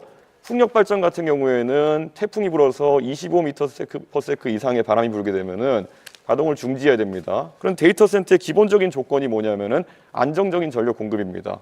그럼 아까 말했던 것처럼 영광에서 여수에서 전력 끌고 와야 되고 데이터 케이블 같은 것도 부산에서 끌고 와가지고 이걸 해야 되는데 도대체 중국을 위한 것이 아니라면은 이게 누구를 위한 것입니까? 자꾸 저를 친중으로 한번 몰아보려고 애쓰시는 것 같은데 매우 부적절하다는 생각이 들고요. 원래 이 데이터 센터들은 기본적으로 재생에너지를 쓰는 게 지금 표준이죠. 재생에너지는 기본적으로 간헐성이라고 하는 불규칙성이 본질입니다. 그래서 이 SS라고 하는 시스템을 넣는 거죠. 에너지 스토리지 시스템을 만들어서 많을 때는 저장하고 적을 때는 공급하고 또 기저전력도 공급할 수 있기 때문에 불가능하다 생각하는 것 자체가 좀 잘못된 생각인 것 같습니다. 그 ESS라는 것도 하루 이틀 버티고 2, 3일 버티는 것이라서 제가 구체적으로 태풍 같은 상황이 발생해가지고 4, 5일 동안 만약 풍력박정기가 가동하지 않게 되면은 계통 자체가 흔들리게 된다라는 말씀을 드리는 건데 그렇게 자꾸 피상적으로 말씀하시면은 토론이 되지 않습니다. 그래서 김문수 후보님께 여쭤보겠습니다. 네. 김문수 후보님께서 인력 양성에 대해서 말씀하실 때 네. 수출 전문 인력을 10만 명 양성하겠다 하셨는데요. 이게 AI 전문 인력도 20만 명 양성하시겠다 그러고 뭐 좀 규모가 큰 인재 양성 프로젝트를 얘기하시는데요. 지금 한 해에 20만 명씩 태어나는 상황 속에서 수출 전문 인력 10만 명은 어떻게 양성하겠다 하신 건지 궁금합니다. 어떤 사람들입니까? 수출 전문 인력은 꼭 미국이나 이런 데만 수출하는 것이 아니라 전 세계적으로 지금 많이 지금 우리나라 수출도 되고 있기 때문에 그런 부분에서 대학교의 관련 학과만이 아니고 또 인문계, 그냥 예능계, 체육계 이렇게 나온 분들도 세일즈를 한다든지 수출 부분에 대해서 각 전문 기관이나 또 기업에서도 지금 하고 있습니다. 이렇게 해서 1년에 뭐 10만 명, 20만 명 하는 게 아니고 제 임기 중에 그렇게 한다는 이야기입니다. 예. 이재명 후보께서 옛날에 2023년에 윤석열 대통령이 미국의 대중국 반도체 판매 통제 요구를 수용하면은 직권남용이다 이렇게 말씀하셨습니다. 형사적 죄가 된다고 말씀하신 건데요. 이런 미국의 요구에 대응해야 된다. 결국 불응하라는 얘기인데요.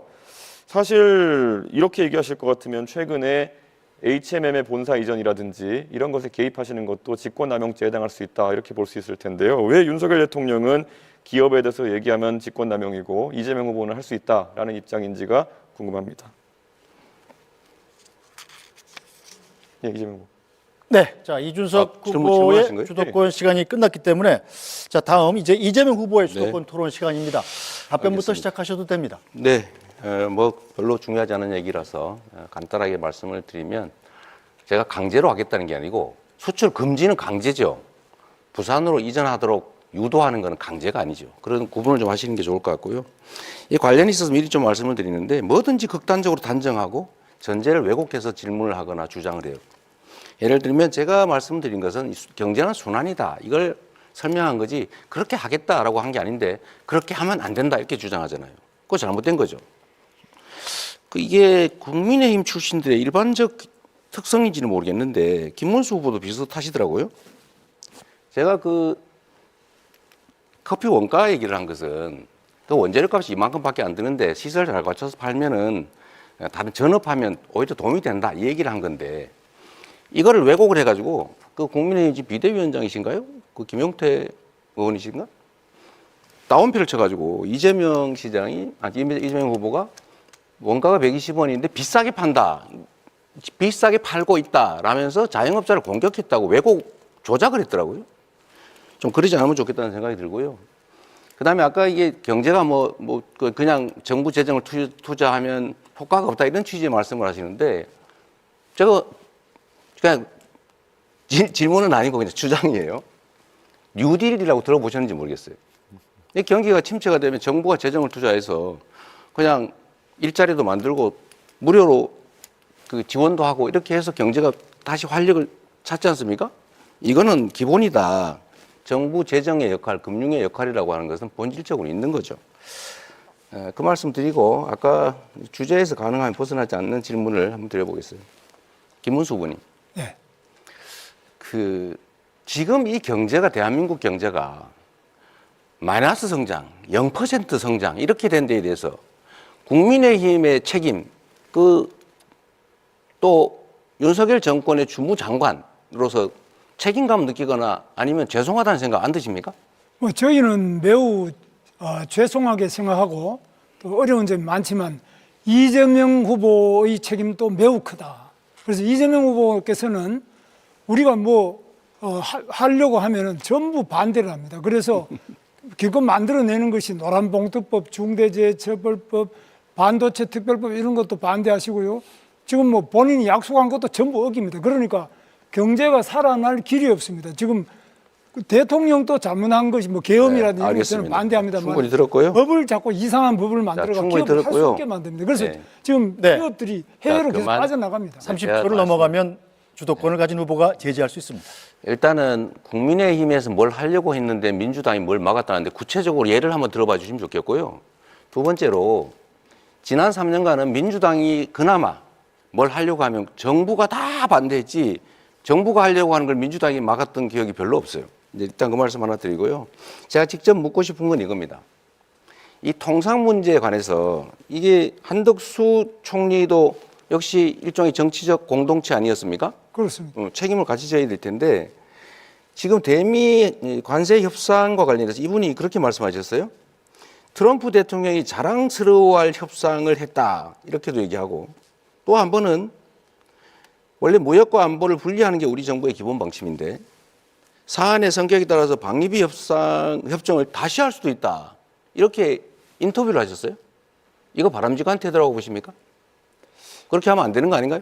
네, 그 부분에 대해서는 뭐 여러 가지 문제 제기를 하시는 것도 좋지만은 네. 제가 이제 이재명 후보께서 제일 정말 제가 간곡하게 당부드리고 싶은 것은 지금 최상목 부총리도 이제 한덕수 총리가 그만두면 최상목 부총리가 통상을 맡아야 되는데 계속 탄핵한다 그래서 그것도 그만뒀지 않습니까? 그러니까 사람이 일을 할 수가 없어요. 총리 탄핵하고 대통령 탄핵하고 또 경제부총리 탄핵하고 계속 탄핵해서 또 법은 아까 말씀드린 우리가 하자는 거 안 해준 거 없다 그러는데 그동안 얼마나 많은 법을 안 해줬습니까? 잠깐만요. 그거는 뭐 이게 제가 여기서 말씀드릴 필요 없이 국회에서 더 너무 잘하시죠. 그 무책임한다는 생각이 드는데요. 지금 이게 미국 대통령이 자랑스러워할 협상이다 이렇게 얘기한 거는 퍼주기 하겠다는 취지인데 이런 점에 대해서 책임을 좀 지는 게 중요하다는 생각이 들고요. 또 한 가지는 이런 것도 한번 제가 한번 여쭤볼까 싶습니다. 지금 서두르면 안 되는 거 아닙니까? 네. 그런데 지금 정부 구성도 안 되는데 왜 이렇게 서두르는 거예요? 서두르는지 자칫 잘 모르십니까?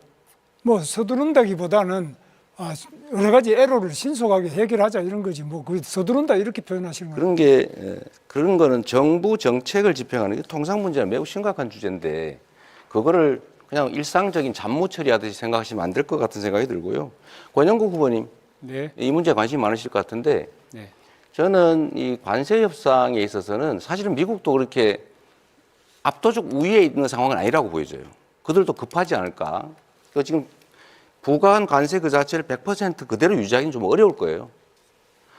그러면 결국 협상의 여지가 있다는 생각이 들고 서두르지 말아야 된다. 신중하게 해야 된다.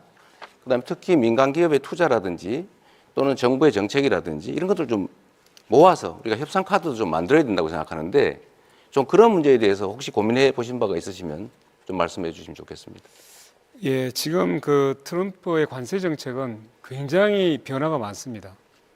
그 실질적으로 여러 이제 처음에 뭐 중국에 대해서도 엄청난 관세 폭탄을 터뜨렸다가 중국에서 국채를 팔기 시작하니까 굉장히 위협을 느꼈죠. 그래서 결국은 중국에 대해서도 유예하고 협상하자 이렇게 나왔습니다. 그리고 아까 제가 초두에 말씀드렸지만 캐나다, 호주, 멕시코 이런 데서는 국민들하고 소통하면서 이 관세의 부당성에 대해서 같이 맞서 싸움을 했죠. 그러니까 이게 지금 트럼프에 대해서는 현재로서는 굴복하는 것이 아니라 버텨내면서 맞서 싸우는 것이 매우 중요하다는 말씀을 일단 드립니다. 네, 자 이제 김문수 후보 주도권 토론 시작하시죠. 예, 이재명 후보에게 묻겠습니다. 네. 제가 볼 때는 통상 문제를 해결하기 위해서는 대통령의 외교적 신념 네. 그리고 국제사회에서 얼마나 신뢰하느냐 이게 매우 중요하다고 봅니다. 네. 그런데 우리 이재명 후보께서는 성남시장을 할 때 2017년에는 네. 미군 철수를 각오하고라도 경제 파탄을 불러오는 사드 배치를 철회해야 된다 그러시고 또 그 다음에 2023년 당 대표 시절에는 싱하이밍 주한 중국 대사와 한미 외교 정책에 대해 이재명 대표가 그 자리에 싱하이밍 대사가 그 잘못된 판단이다, 나중에 반드시 후회할 것이다는 이런 협박성 발언을 했는데도 그 자리에서 반대를 못하고 반박을 못하고 그냥 물러섰어요. 그 다음에 또 중국과 대만 사이의 문제에 대해서도 그게 2024년 당대표 시절입니다.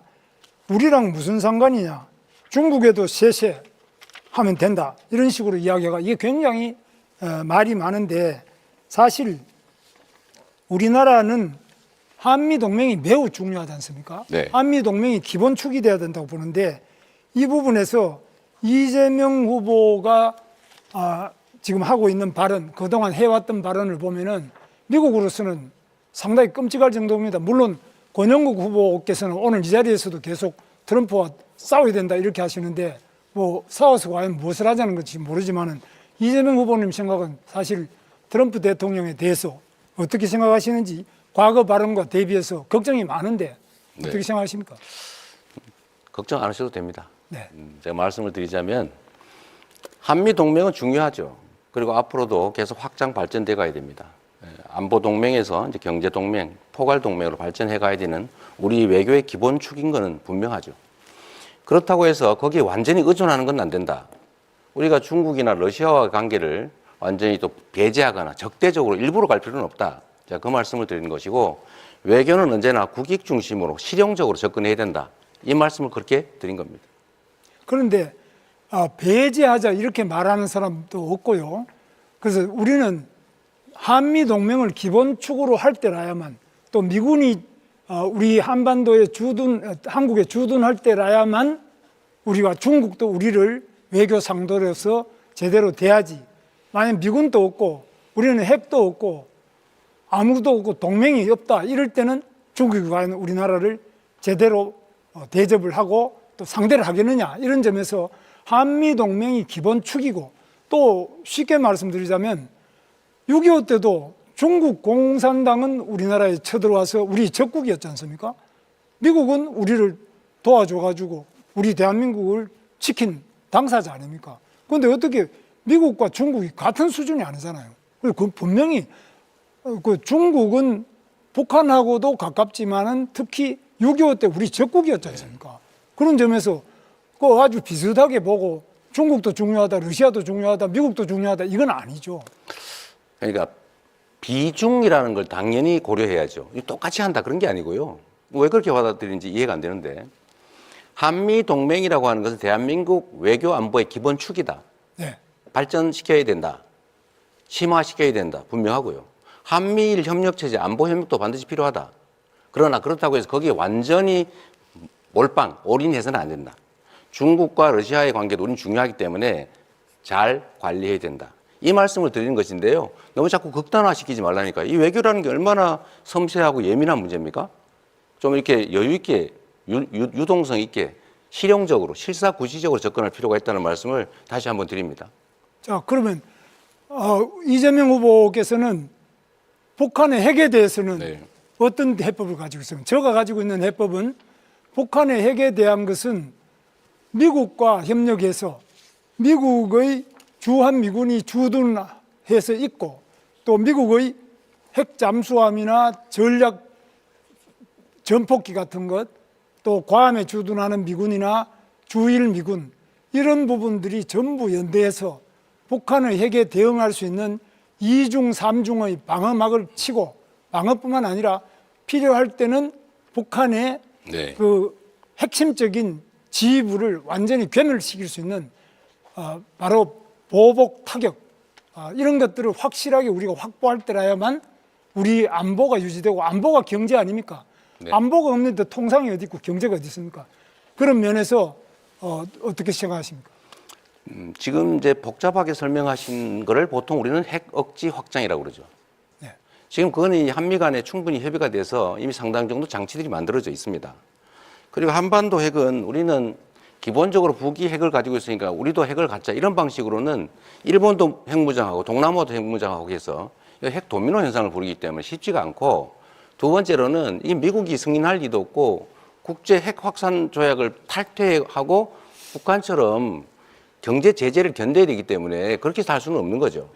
그러니까 가능한 범위 내에서 재래식 군사력을 최대한 확장을 하고 미국의 핵 확장 억지력을 최대한 우리가 함께 공유하고 그런 방식으로 지금까지 왔고 앞으로도 그렇게 가면서 한반도의 핵을 비핵화하는 방향으로 우리가 목표를 정하고 가야죠. 그래서 그런 점에서 뭐 비핵화는 지금 매우 어려운 상태입니다만 저는 이제 핵 균형으로 가져가야 된다 이렇게 보는데 지금 그렇게 하려면 한미 동맹이 기본 축이 돼서 이것을 강화해야 되는데 계속 반미 발언을 계속하고 그걸 두둔하고 또 지금 그런 진보당 같은 경우는 확실한 반미 아닙니까? 우리 여기 뭐 권영국 후보께서도 네, 자 김문수 후보 주도권 시간 말씀 6분 30초를 주시면 모두 사용하셨습니다. 자 규칙이 최소한 두 분께 질문을 하셔야 됩니다. 자 그럼 시간이 다 됐기 때문에 권영국 후보 주도권 토론 시작하시죠. 네, 저 우선 그 이재명 후보께 질문 드리겠습니다. 그 트럼프 대통령의 관세 폭탄은 말 그대로 약탈이라고 인정하십니까? 이 외교적 언사라고 하는 표현도 있는데 아, 네. 본질이 그러더라도 그 본질 네, 제가 잠깐 그렇게 말할 기다리십시오. 수는 없고요. 네, 잠깐만 제가 말씀드리고 하겠습니다. 네, 네. 그 바이든 정부 시절부터 우리 기업들은 미국의 가장 손쉬운 사실 표적이었습니다. 삼성 60조, 현대차 31조, SK 하이닉스 6조, 이 세 기업만 하더라도 100조 원입니다. 미국의 공장을 짓고 미국 노동자를 채용하게 됩니다. 근데 트럼프가 이것도 모자라 가지고 더 내놓으라고 말을 하고 있습니다. 이거 알고 계시잖아요, 그죠? 네, 제가 그대로 질문하겠습니다.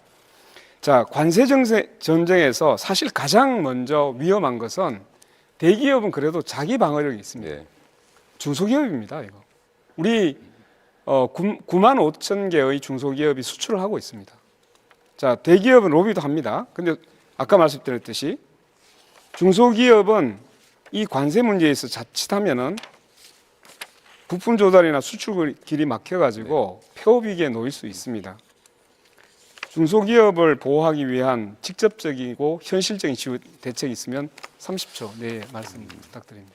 말씀하신 것처럼 미국이 저는 미국의 기본적 전략이 미국 국민들에게도 수용이 잘 안 될 거라고 생각해요. 지금처럼 소프트 파워를 다 갉아먹으면서 미국에 대한 신뢰, 믿음 이런 것도 다 갉아먹으면서 이런 식으로 하는 거 오래 못 갈 거라고 봅니다. 결국 어느 시점에서는 제동이 걸릴 텐데 그때까지 잘 견디는 게 중요하고요. 두 번째로는 재벌 대기업들도 사실은 잘 못 견뎌내고 있어요. 결국 정부가 나서야죠. 정부가 나서되 관세 협상 자체만 가지고 부족하기 때문에 다른 요인들 한꺼번에 네. 협상을 좀 해야 제가 되겠습니다. 질문 더 드리겠습니다. 아까 말씀드렸듯이 그 중소기업이 이제 이 관세 문제가 어떻게 될지 모르기 때문에 네. 관세가 잘못됐을 때 중소기업이 쓰러지면 여러 가지 문제가 생깁니다. 이때 가장 피해를 받는 것이 노동자입니다. 그렇습니다. 그러면 여기에 대비해서 노동자의 보호 대책 있으면 좀 말씀해 주시죠.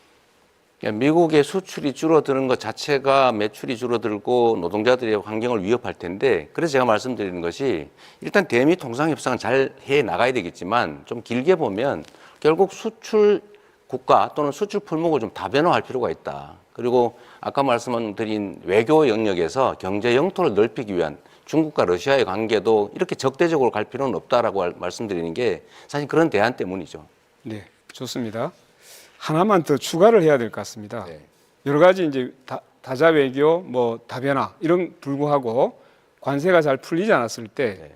국가가 아까 이제 주도적으로 뭔가 문제를 풀어야 네. 한다고 했는데 이런 이제 일자리나 이런 것이 일시적으로 여러 가지 문제가 생겼을 때 실업에 대한 완충지대를 만들어야 될 필요가 있습니다. 그래서 민주노동당이 바로 이런 이제 실업들이 발생했을 때 국가가 일자리를 만들어주는 국가 일자리 보장제를 우리는 주장해오고 있습니다. 네. 이 문제에 대해서 함께 잘 검토해 주시길 바라겠습니다. 네. 여기까지 묻고요. 제가 김문수 후보님께 묻겠습니다. 네. 그 관세 유예가 되면 좋겠지만 미국이 다른 나라들은 그대로 두고 한국만 유예하길 기대하기는 어렵다라고 말하신 적 있죠. 네, 이게 신문에 나왔던데 트럼프가 중국에도 결국 유예하고 협상을 시작했습니다. 다 유예하는데 한국에 대해서 유의하길 기대하기는 어렵다. 이렇게 말을 한 근거가 있습니까? 한국에도 유예할 수가 있고요. 그 부분은 이제 협상을 통해서 더 유예가 될 수 있도록 하겠습니다. 관세의 감축 또는 나중에 현재는 FTA로 거의 관세가 없는 상태입니다만 그런 부분을 더 낮추고 또 유예하고 이렇게 해나가도록 하겠습니다. 아니, 예.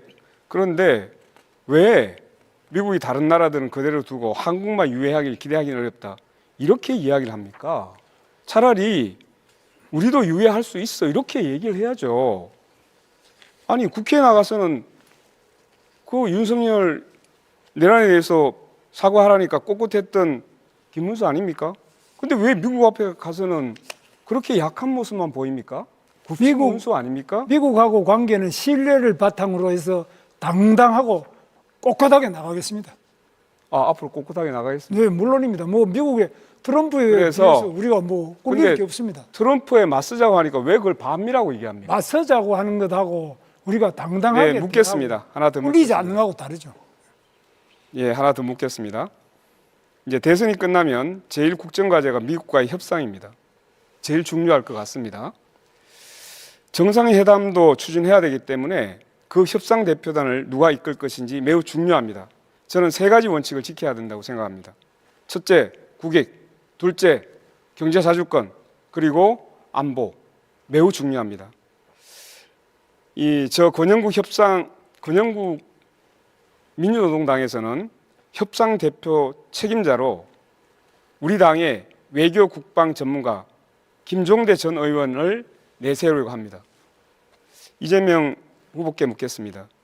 사실 김현종 씨를 아마 내정하고 있는 것으로 보이는데요. 우리가 보기에는 이 경제자주권을 지키는 데 있어서는 여러 문제 비난의 소지가 있습니다. 이 문제에 대해서 어떻게 생각하시는지 말씀 간단히 듣고 두 분께 묻겠습니다. 혹시 협상 대표자를 두 분께서는 준비하고 계신지 묻겠습니다. 우선.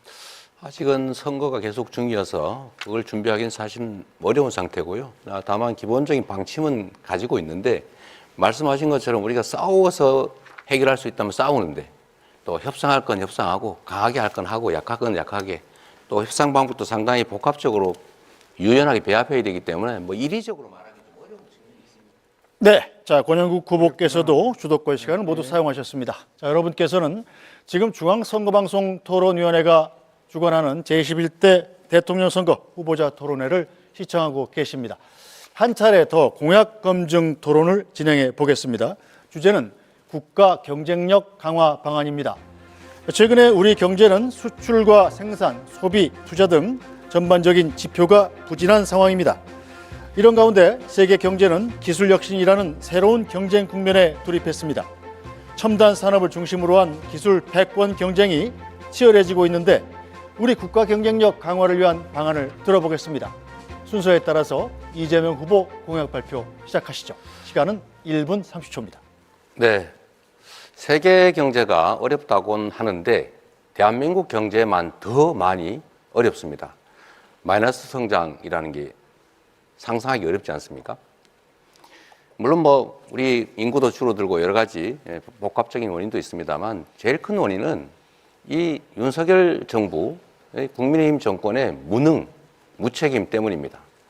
지난 3년 동안 대체 뭘 했나 한번 생각해 보면 기억나는 게 없습니다. 일단은 내수 시장이 완전히 죽었습니다.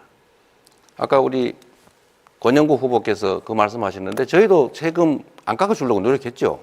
그런데 뭐 안 하면 큰일 날 것 같이 온 동네가 난리가 나서 결국은 재벌만 깎아주는 것은 저희가 막았습니다만 어쨌든 세금을 깎아줘서 재정이 부족해졌고 또 내수시장이 죽고 또 국제 문제 우리가 잘 대응을 못하다 보니까 상당히 어려워진 거죠. 단기적 대응도 해야 되겠지만 장기적으로 성장 동력을 회복해야 됩니다. 그 첫 번째는 AI를 중심으로 한 첨단 기술 산업에 대한 투자 늘려야 됩니다. 정부가 책임져야죠. 두 번째는 지금 전 세계가 기후위기 때문에 재생에너지 사회로 전환되고 있는데 우리는 재생에너지에 대한 대책이 거의 전무하다시피 해요. 재생에너지 관련 산업을 대대적으로 신속하게 키워야 됩니다. 세 번째는 우리가 가진 특장점이 있습니다. 문화적 역량이죠. 문화산업을 대대적으로 육성하면 길이 생길 것이다. 이렇게 생각합니다. 네, 김문수 후보 공약 발표하시죠. 저는 경제 판가리로 국가 경쟁력을 획기적으로 제고하겠습니다. 첫째는 규제를 혁파하겠습니다. 규제 혁신처를 만들어서 규제를 상시 관리 감독 철폐하겠습니다. 노동개혁으로 대기업과 중소기업 간의 격차를 완화하도록 하겠습니다. 두 번째로 첨단 인프라를 구축하겠습니다. AI 시대에 전력과 인프라를 확충하겠습니다. 에너지 도로망을 구축하고 원전 산업의 생태계를 복원해서 원전을 더 많이 활용해서 전기 요금을 대폭 낮추고 질을 높이도록 하겠습니다. 신산업 육성을 위한 과학기술 연구개발 인프라를 대폭 강화하겠습니다. GTX를 전국으로 확충해서 교통혁명으로 출퇴근 시간을 줄이고 교통복지를 실현하겠습니다. 산업 클러스터를 각 지방마다 확장하겠습니다. 기술 융합, 규제 프리, 규제 없는 도시를 만들겠습니다. 대학과 연구소와 기업을 연계하겠습니다. 세 번째로 미래 산업을 육성하겠습니다. 세계 최고의 인공지능 생태계를 구축하겠습니다. 반도체 미래차를 집중적으로 육성하겠습니다. 이상입니다. 네, 권영국 후보 공약 발표하시죠. 예, 우리는 지금까지 국가 경쟁력을 GDP와 무역 규모로 판단해 왔습니다. 지난 20년간 양적 수치는 정말 높아졌습니다. 그런데 노동자의 삶, 소상공인의 삶, 농어민의 삶 여전히 팍팍합니다. 국민 여러분, 살림살이 좀 나아지셨습니까? 민주노동당이 20년 전에 한 질문입니다. 다시 묻지 않을 수 없습니다. 세계 10위권의 경제 대국에서 매년 2,000명이 넘는 노동자들이 일터에 숨졌습니다. 1만 4천 명 이상이 자살로 생애를 마감합니다. 노인 빈곤율 1위, 산재 사망률 1위, 자살률 1위. 이게 정말 선진국 맞습니까?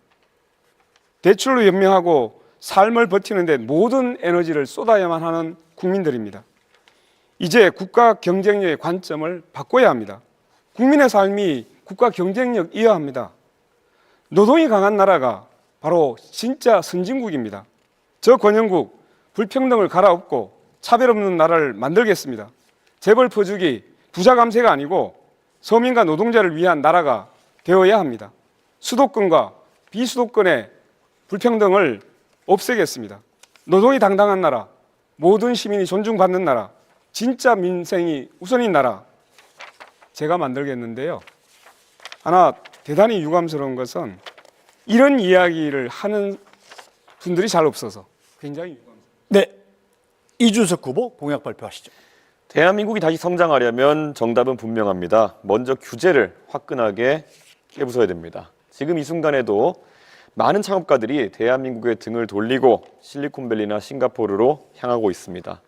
이스라엘 기업들이 미국과 기준을 맞춰서 세계로 뻗어가듯 우리도 타국과의 규제 격차를 없애야 합니다. 에너지 정책도 대폭 수정해야 합니다. 탈석탄, 탈원전, 재생에너지만 외치는 것은 결국 전기요금 폭탄으로 국민만 고통을 받게 합니다. 모든 대선 후보가 입을 맞춰서 AI 시대라고 합니다. 하지만 AI에 대한 이해도는 나쁘끄럽습니다. 이재명 후보는 AI에 100조 원을 투자하겠다면서도 매년 5조에서 15조 원에 달하는 농촌 기본소득을 도입하겠다고 했습니다. 무엇이 미래를 위한 투자인지 우선순위를 판단하지 못하고 있는 것입니다. 지도자는 한정된 자원은 어디 있을지 냉정하게 선택해야 됩니다. 다 해주겠다는 말은 결국 다 못하겠다는 말과 다르지 않다고 생각합니다. 민주당에서는 제2경찰학교를 남원에도 그리고 아산에도 유치하겠다고 합니다. 도대체 어디로 유치한단 말입니까? 후보일 때도 양다리 공약을 이렇게 남발하는데 만약 대통령이 되면 해준다고 했더니 진짜 해주는 줄 알더라 이러면서 말을 바꿀 것을 우려할 수밖에 없습니다. 양치기 소년을 뽑는 선거가 아닙니다. 당선되면 말을 바꾸는 노쇼 후보에게 대한민국의 5년을 맡길 순 없습니다. 미래를 맡길 수 없습니다. 네, 후보들의 공약 잘 들었습니다. 마찬가지로 주도권 토론 시간 6분 30초에 주도권 토론을 시작하겠습니다. 자, 규칙은 마찬가지로 반드시 2명 이상에게 질문을 하셔야 되고 답변 시간은 30초를 보장하셔야 됩니다.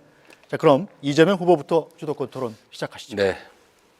우리 사회가 참으로 토론, 대화가 많이 부족합니다. 토론과 대화를 하려면 상대를 존중하고 왜곡하지 말아야 됩니다. 상대의 말을 왜곡해서 조작을 해서 네가 이렇게 말했지 이렇게 주장을 하면 이건 토론이 아니라 싸우자는 거죠. 규제 프리 도시라고 우리 김문수 후보 말씀하시면 규제가 전혀 없단 말이야? 그러면 뭐 교통신호도 이제 없애겠다는 거야? 이런 식으로 말하면 안 되는 거죠. 그건 합리적인 범위 내에서 꼭 필요한 규제 외에는 대부분 풀겠다 이런 뜻으로 저는 이해를 합니다. 이제 앞으로 좀 토론해서 상대가 하는 말이나 이런 것들을 왜곡해가지고 이 조작해가지고 없는 말 가지고 또는 엉뚱하게 이렇게 안 하면 합리적인 토론이 좀 가능하지 않을까 그런 생각합니다. 마찬가지예요. 우리 이준석 후보 지금 농촌 기본소득 5조 원, 7조 원 드는데 하겠다는 거냐? 농촌 기본소득을 저희가 도입을 하는데 제가 그렇게 다 전면적으로 한다고 하지 않았어요. 예를 들면 그다음에 시군, 특히 군 되겠죠. 이런 데서 매칭으로 좀 조금씩 나눠서 하고 가능한 범위 내에 예를 들면 인구 소멸 위기가 큰 지역 중심으로 이 순차적으로 한다고 하지 않습니까? 그걸 왜 한꺼번에 한다고 전제를 하고 공격을 하나? 좀 이해가 좀 안 된다 이 말씀 드리고요. 이 기업 규제 합리화 얘기를 많이 하시지 않습니까? 저도 동의합니다. 기업 규제, 불필요한 규제가 많죠. 공직자, 공무원들이 좀 자기 편하려고 하는 그런 규제가 많아요. 그런 건 당연히 줄여야죠. 없애거나. 또 시대에 안 맞는 규제 많아요. 그런 거 없애야죠. 또 새로운 영역에 대한 신설 규제도 가능하면 절제하는 게 필요하죠. 저는 이래서 규제에 대해서는 이렇게 표현하고 싶어요. 완화, 해소 이렇게 말하지 말고 합리화하자. 필요한 규제는 강화하고 불필요한 규제는 해제하거나 완화하자. 합쳐서 규제 합리화 필요하다고 생각합니다. 김문수 후보님, 네. 제가 여쭤볼게요. 김문수 후보님도 이제 경기도지사를 하시는데 수도권 규제 완화해야 된다고 많이 주장하셨죠. 그렇습니다. 저는 뭐 아주 적극적으로 주장했습니다. 그럼 수도권 규제를 그렇게 완화를 하면 수도권 집중에 따른 대한민국의 이 지속 성장에 장애되는 요인, 지방이 소멸하는 이 문제 어떡합니까? 지금 수도권 규제 완화 중에 하나가 바로 평택 삼성 반도체 공장 120만 평이 규제 완화로 가능했고요. 또 이천에 하이닉스도 SK 하이닉스도 콩밭을 하던 것을 규제를 완화해서 하이닉스를 했습니다. 그럼 그것이 지방에 마이너스가 됐습니까? 다 외국으로 가려고 하는 기업을 제가 유치를 해가지고 지방 사람들도 거기 와서 다 취업을 하고 그게 지방에 무슨 문제가 있습니까? 알겠습니다. 말씀의 취지는 합리적인 범위 내에서 완화하자는 거지 수도권을 대폭 규제를 풀어가지고 팽창시키자 그건 아니란 말씀이죠? 제 주장은 아니 잠깐만 그 제 말씀이시죠? 주장은 지방을 우선 해제하고 그 다음에 수도권도 자, 합리적인 해제를 하자. 규칙은 좀 지켜가면서 하시면 좋을 것 같아요.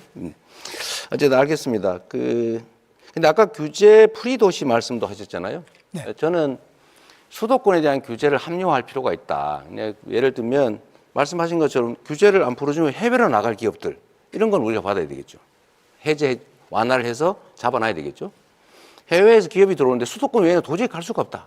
뭐 그런 경우는 필수적이니까 하는데 그 외에 수도권의 용도 규제를 완화한다든지 일반적 규제를 완화한다든지 이런 건 좀 하면 안 된다. 그건 지방에 대해서 기회를 박탈하는 거다. 이 생각을 말씀을 드리고 저는 시장 또 도지사를 할 때도 이 주장은 계속했다는 말씀을 좀 드립니다. 우리 다른 분한테 한번 여쭤보려고 해요. 이 지방을 다녀보면 지금 실제로 매우 심각하잖아요. 지방 소멸 문제가. 근데 지방 소멸을 막기 위해서는 지방에 기업도 있어야 되고 학교도 있어야 되고 주거 문화, 뭐 생활 환경도 좋아야 되고 지방의 사람이 서울로 오지 않게 뭔가를 해야 되는데 저는 거기에 핵심적 요소가 몇 개 있다고 생각해요. 첫째는 지방으로 갈 경우에 앞으로 에너지 문제가 상당히 심각할 텐데 서남 해안, 동해안 중심으로 재생에너지 중심 사회로 갈 거니까 그쪽에 전력 요금을 차등을 좀 둬가지고 전력이 생산되는 지역에 좀 싸게 에너지 공급을 해주면 좋겠다. 두 번째는 지방으로 갈 경우 대규모로 좀 감세나 면세를 좀 해주자. 세 번째는 예를 들면 세 번째로는 규제를 대대적으로 좀 완화, 꼭 필요한 규제 외에는 완화해주자 이것이고요. 거기 덧붙여서 전국 단위로 서울대처럼 못 되겠지만 거점 단위로 국립대학들 집중 지원을 해가지고 좀 거기서 인재들이 양성될 수 있게 하면 좋겠다 이 생각을 하고 있는데 우리 권영국 후보님은 좀 이런 지방 균형 발전 문제에 대해서 좀 근본적인 대책이나 이런 거 고민해 보셨는지 말씀해 주시죠. 예, 저는 기본적으로 지방 분권을 먼저 고민을 해야 된다고 생각합니다. 지금 읍면동의 자치권이 1961년, 60년이겠죠. 그 5.16 혁명, 그 쿠데타 때 그때 자치권이 사라졌습니다. 지금까지도 회복이 안 되고 있습니다. 이 문제부터 짚겠습니다. 두 번째는 차라리 이렇게 제안 드리겠습니다. 재생에너지가 있는 곳에 공장을 설립할 수 있는 허가를 네. 내줄 수 있도록 정책을 하면 훨씬 더 빨리 지방 분산과 지방에서 에너지를 서울로 끌어오지 않고 네. 지방에서 할 수 있도록 네. 그 제안을 드리겠습니다. 그러니까 전력 요금을 지금은 생산지와 원격지의 소비지의 가격이 똑같은데 장기적으로는 그 차등을 좀 둬서 왜냐하면 송전의 비용이 드니까요. 거의 합리적이죠. 생산지 가격을 낮추면 서남해안, 호남 또 경남 이 지역에 지금 이준석 후보는 잘 동의를 안 하지만 데이터 센터라든지 이 재생에너지를 필요로 하는 그런 기업들을 좀 유치할 수 있을 거라는 생각이 듭니다. 정말로 중요한 거는 이 나라가 이제는 중앙 집중으로는 도저히 더 이상 지속적으로 성장하기 어렵다는 것입니다. 지방에 대한 분권과 지원을 이제는 시혜가 아니라 국가가 존속 지속 발전하기 위한 필수 정책이다, 전략이다 이렇게 생각해 주시면 좋겠습니다. 네, 김문수 후보 수도권 토론 시작하시죠. 이재명 후보한테 묻겠습니다. 네. 지금 원전을 짓지 않고 어떻게 지금 AI 세계 3대 강국, 뭐 저도 3대 강국 하자 그랬는데 원전을 어떻게 할 것이냐 이걸 더 늘리지 않고 원전 부분에 대해서 과거에 그 문재인 대통령 때 한 탈원전 정책 그건 잘못됐다고 생각하시죠? 에너지 정책에 관해서는 원전이 필요하냐 안 하냐 이게 일도 양단으로 판단할 수가 없다는 걸 먼저 말씀을 드리고요. 요즘 말로 하면 에너지 믹스가 필요하다. 원전도 필요하고 재생에너지도 필요하고 그다음에 다른 에너지도 좀 복합적으로 필요하죠. 다만 그 비중을 어떻게 할 거냐 그 측면에서 원전은 기본적으로 위험하고 좀 지속성에 문제가 있다. 그러니까 가능하면 원전을 활용은 하되 너무 과하지 않게 재생에너지 중심 사회로 전환해 가자. 이 말씀을 제가 드리는 겁니다. 혹시 우리 이재명 후보께서 우리 두산중공업이나 원자력 발전소를 만드는 그 원자로를 만든다든지 원자력 발전소 가셔가지고 그게 얼마나 안전한지를 점검하는 그런 현장을 한번 가보셨습니까? 그걸 꼭 현장을 가봐야 아는 건 아닌 것 같고 폐기물 문제라든지 사고가 났을 때 엄청난 피해 이런 것들을 고려하면 가급적이면 원전을 피하는 게 좋은데 기저전력으로 과연 원전을 완전히 지금 단계로 완전히 중단할 수 있냐 저는 아니라고 생각해요. 가능한 범위 내에서 활용을 좀 하고 대신에 지금 이제 좀 더 안전한 SMR 같은 것들을 지금 연구 개발하고 있잖아요. 그건 계속 하고 그냥 안전하고 편의적이고 비용이 싸면 이제 그런 것들은 써야죠. 일도 양단도 쓸 거냐 말 거냐 이렇게 하는 것은 너무 극단적이다. 국가 경영은 그렇게 단순하지 않죠. 그런데 우리나라가 원전 건설하는데 세계적인 선진 강국입니다. 그래서 맞죠. 저는 원전의 반응로를 만든다든지 실제로 원자력 발전소로 가서 또 원자력 안전연구소나 이런 데로 가서 점검을 해봤는데 해보면은 만약에 그 위에 원자폭탄, 소형 원자폭탄 같은 게 나가사키, 히로시마에 떨어졌던 그런 정도가 떨어져도 그 위에 원자로 반응을 하는 부분이 파괴되거나 원자력 자체에 고장이 없습니다. 그래서 굉장히 안전합니다. 이걸 자꾸 문재인 대통령처럼 거의 영화 하나 보고 그냥 원전 위험하다 이렇게 생각하는데 원전이 위험하다는 이런 이야기가 잘 관리되는 원전은 위험한 것이 아니라 오히려 더 안전하고 더 친환경적이다 이런 것은 인정하지 않습니까? 저는 우리 김문수 후보님 말씀이 언제나 약간씩 어폐가 들어있어요. 예를 들면 네. 그렇게 안전하면 후쿠시마 원전 사고 왜 났습니까? 네. 체르노빌은 왜 사고 났어요? 그거는 대한민국의 원자로는 영원히 안전할 것이다. 그거 어떻게 보장합니까? 아닙니다. 잠깐만. 지금 당장은 눈으로 보기 안전할지 몰라도 사고가 날 수 있죠. 위험하죠. 더하기 거기서 나오는 폐기물 처리 문제가 해결이 안 되고 있지 않습니까? 그 두 가지 문제 때문에 가급적이면 안전한 재생에너지로 가자. 대신에 그 사이에는 좀 섞어서 쓰자. 그게 제 입장입니다. 뭐 저도 재생에너지를 하지 말자는 것이 아니고요. 원자력 발전소가 다른 풍력에 비해서 8분의 1, 비용이 8분의 1밖에 안 들고 태양광에 비해서도 6분의 1도 안 됩니다. 그래서 이렇게 값싸고 안전한 원자력을 왜 그동안 안 했느냐, 이것이 잘못된 환경론자들의 주장 때문에. 그런데 이런 부분에 대해서 이준석 후보는 어떻게 생각하십니까? 실제로 맞는 지적을 하셨다 생각하고요. 지금 이재명 후보께서 결국엔 뭘 자꾸 발전시키겠다 이렇게 말씀하셔서 비용 추계라든지 실제 어떻게 경쟁력을 갖출지에 대해서는 말씀을 잘 안 하고 계십니다. 아까 AI 산업 발전시키기 위해서는 김문수 후보님 말씀하신 것처럼 전력 확보가 제일 중요합니다. 그런데 비용 구조상 아까부터 계속 강조하시는 서남 해안의 풍력 발전 같은 경우에는 킬로와트당 균등화 발전 단가가 300원 가까이 가는 그런 발전이고, 김문수 후보님 말씀하시는 거는 한 50원, 60원 정도의 균등화 발전 단가가 잡히는 원전인데 어느 것이 더 효율적인지는 이미 드러나 있는 것이거든요. 그런데 아마 이재명 후보께서 그런 아까 말씀하신 환경론자들의 말에 너무 많이 휘둘려가지고 국가 대사를 판단하시는 게 아닌가, 이런 우려가 있어서 만약에 혹시 집권하는 일이 생긴다 하더라도 그런 환경 카르텔에 대한 입장을 계속 받아들여서 오히려 산업을 좀 저해시킬 것 같다. 그런 우려가 오늘 토론하시는 걸 보니까 좀 들게 됐습니다. 네. 그 두 분께서 저를 협공을 하면서 저한테 기회를 안 주시네요. 아니, 저는 저한테 질문 안 하시잖아요. 네, 그 다음에 지금 우리 이재명 후보에게 말씀드리는데, 네. 이번에 이재명 후보께서는 지금 주가 지수 5천 시대를 열겠습니다. 그랬어요. 네. 지금 그런데 5천이 되면 저도 환영입니다. 좋겠는데, 이거 들은 분들이 이거 5천이라는 거는 좀 심한 거 아니냐, 이렇게 보는 분들이 많은데, 네. 우리 이준석 후보께서는 어떻게 보십니까? 이거 5천이 가능합니까? 저는 주식을 잘 저도 몰라서. 5천 하면 좋다 이런 생각을 하는데요. 네. 아마 이재명 후보께서 예전에 주식을 처음 경험하실 때 조금 뭐 친구분의 권유나 이런 거로 작전주로 경험을 하셨다고 본인이 얘기하신 바가 있거든요. 그래가지고 이런 걸 너무 가볍게 생각하시는 게 아닌가, 좀 그런 인식인데, 당장 이번에 민주당에서 상법 개정안을 추진한 것에 대해서 저는 개인적으로는 긍정적으로 평가합니다. 대주주의 어떤 강압적인 물적 분할이라는 걸 통해 가지고 일반 주주들이 손해보는 상황 속에서는 주가가 안 오릅니다. 그렇기 때문에 기업인이 자유롭게 경영할 수 있도록 하는 것, 또는 회사가 자기에게 맞는 판단할 수 있게 하는 것은 중요한데, 또 그 말만 하면 되는데 이재명 후보께서 표가 된다고 생각해서 부산 가가지고는 또 HMM이니 또 SK이온이니 이런 것들 또 민간 기업인데 잠시 민영화를 앞두고 있다는 이유만으로 옮겨버리겠다 했습니다. 그런 게 바로 주식시장에 있는 이재명 리스크다, 이렇게 말씀드릴 수 있을 것 같습니다. 네, 뭐 저는 정말 그렇게 되면 좋겠는데 참. 네, 이제 권영국 후보 주도권 토론 시작하시죠.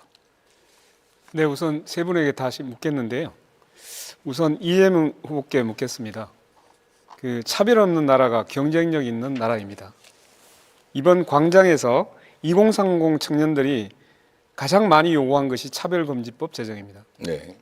1997년 김대중 전 대통령은 당 총재 시절 앞으로 이 땅에서 영원히 차별을 없애 나가겠다 하면서 차별금지법을 제정하겠다고 약속한 적이 있으십니다. 2007년 노무현 정부도 차별금지법을 발의했습니다. 2013년 문재인 대통령도 국회의원 시절 법안을 발의했습니다. 이재명 후보께서는 차별금지법 제정에 동의하십니까? 일단 저한테 기회를 주셨으니까 간단하게 재생에너지 생산 단가가 8배 비싸다, 6배 비싸다, 뭐 킬로와트당 아니, 이건 제 잠깐만요, 질문에 300원이다. 이거는 아니요. 체크를 해볼 필요가 있을 것 같고요. 그만하시죠. 예. 규모화를 하면 그건 어느 정도 해결할 수 있다는 말씀드리고, 차별금지법 관련해서는 차별이 어떤 특정 요소에 의해서 생기는 거, 방치하는 거 바람직하지 않긴 한데, 네, 지금 단계로 거기까지 듣겠습니다. 네. 여러 가지 뭐 사회적 합의 이런 얘기를 많이 하시는 것 같아요. 그런데 28년입니다. 김대중 대통령 총재 시절에 얘기했습니다. 강산이 3번 변했습니다. 이게 과연 사회적 합의의 문제입니까? 결단의 문제입니다. 자, 이렇게 말씀드릴 수 있습니다. 이재명 후보님, 네. 광장에서 멀어지시면 안 됩니다. 지금은 이재명이라고 현수막에 써 있지 않습니까? 나중이 아니라 지금 하겠다 이렇게 말씀하셔야죠. 네, 됐습니다. 제가 다른 질문을 다 해야 돼서 네. 그까지 그래도 답을 듣는 게 의미가 있지 않을까요? 예, 10초만 드리겠습니다. 네. 방향은 저는 맞다고 보지만 지금 현재 너무 현안들이 복잡한 게 많이 얽혀 있어서 이걸로 새롭게 논쟁 갈등이 심화되면 지금 당장 해야 될 일을 하기 어렵다라는 네, 말씀. 알겠습니다. 영원히 못할 것 같습니다. 자, 김문수 후보에게 묻겠습니다. 네. 중대재해처벌법이 악법이라고 했던데 매년 산재로 몇 명의 노동자가 죽는지 아시죠? 네. 구의역 김군, 태안화력발전소 김용균, 평택항 이선호, 파리바게트 SPL 박선빈, DLENC 건설 이용직 강보경 이런 청년들이 계속적으로 죽어가고 있어요. 하루에 6명의 노동자가 출근해서 집으로 돌아오지 못하고 있습니다. 그런데 여야 합의로 만든 중대재해처벌법이 악법이라고요? 저는 제2의 윤석열을 보는 것 같습니다. 노동자의 생명과 안전을 이렇게 무시해도 되는 겁니까? 답변하세요. 중대재해처벌법은 처벌 위주의 법입니다. 그런데 산업재해를 없애기에는 예방 위주로 가야 됩니다. 예방은 최근에 AI도 발전하고 드론도 발전하고 로봇도 발전하고 여러 가지 CCTV도 발전해서 예방을 위한 시설을 하고 미리 그걸 예방을 해야지. 사람 죽고 난 다음에 그 사업주를 처벌한다고 해서 재해가 그러면 줄어듭니까? 사망자가 줄어듭니까? 그래서 저는 예방 네, 위주로 가야지. 네, 듣겠습니다. 처벌 위주로 끝까지 듣겠습니다. 잘못이라고 봅니다. 지금 예방 위주로 하는데 아무리 그런 걸 예방을 하라고 해도 돈이 드니까 지금까지 안 해온 거예요. 그래서 중대재해처벌법 만들어서 처벌하자고 만든 겁니다. 산재 유족들이 그 추운 겨울날 단식하면서 만든 거예요.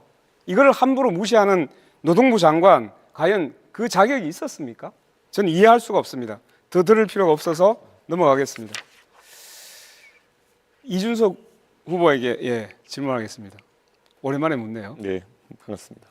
그 후보님은 지역별로 최저임금을 달리 적용하자고 제안하고 계십니다. 제가 볼 때는 이거 되게 위험한 생각입니다.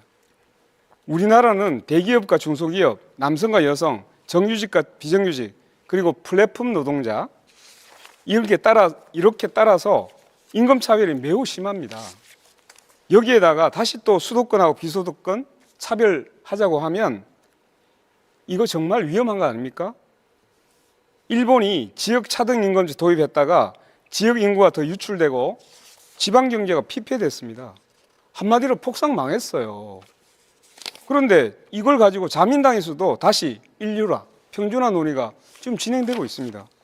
이 공약 처리해야 되는 거 아닙니까? 일본의 사례도 잘 알고 있고요. 반대로 미국의 사례도 잘 알고 있습니다. 미국 같은 경우에는 텍사스가 잘 아시는 것처럼 캘리포니아와 다르게 규제와 세금이 더 적기 때문에 많은 기업들이 텍사스로 이전했습니다. 그래서 최저임금도 낮고 법인세도 낮기 때문에 잘 아시는 일론 머스크 같은 사람도 스페이스X 같은 기업을 이전했던 것입니다.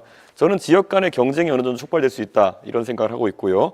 사례를 본다 하더라도요. 텍사스는 최저임금이 7불 25로 연방 최저지만은 옆에 플로리다가 최저임금이 네. 있음에도 불구하고 거기까지 듣겠습니다. 평균 임금은 더 높습니다. 거기까지 듣겠습니다. 미국은 땅이 큽니다. 그리고 연방이잖아요. 그건 주가 거의 국가예요. 그렇기 때문에 그 차이가 엄청나게 클 수 있어요. 어떤 차이가 크단 말이에요? 생활 조건이나 이런 것들이 많이 다를 수 있죠. 그런데 일본 같은 경우보다 우리나라는 훨씬 더 땅이 좁습니다. 그리고 생활이라는 것이 그렇게 큰 차이가 있는 게 아니에요. 그런데 그런 땅덩어리 있고 국가에 비견하는 주와 같은 데서 자율적으로 하고 있는 것하고 비교하는 자체가 그건 비교가 잘못된 거죠. 그래서 이렇게 보겠습니다. 자, 일본에서 이미 그렇게 차등제 뒀다가 결국은 임금 높은 데로 다 빠져나갔어요. 한국에도 그렇게 하면 유출될 뻔합니다. 지금도 일자리 아니면 좀 더 좋은 자리를 찾아가지고 수도권을 몰리고 있잖아요.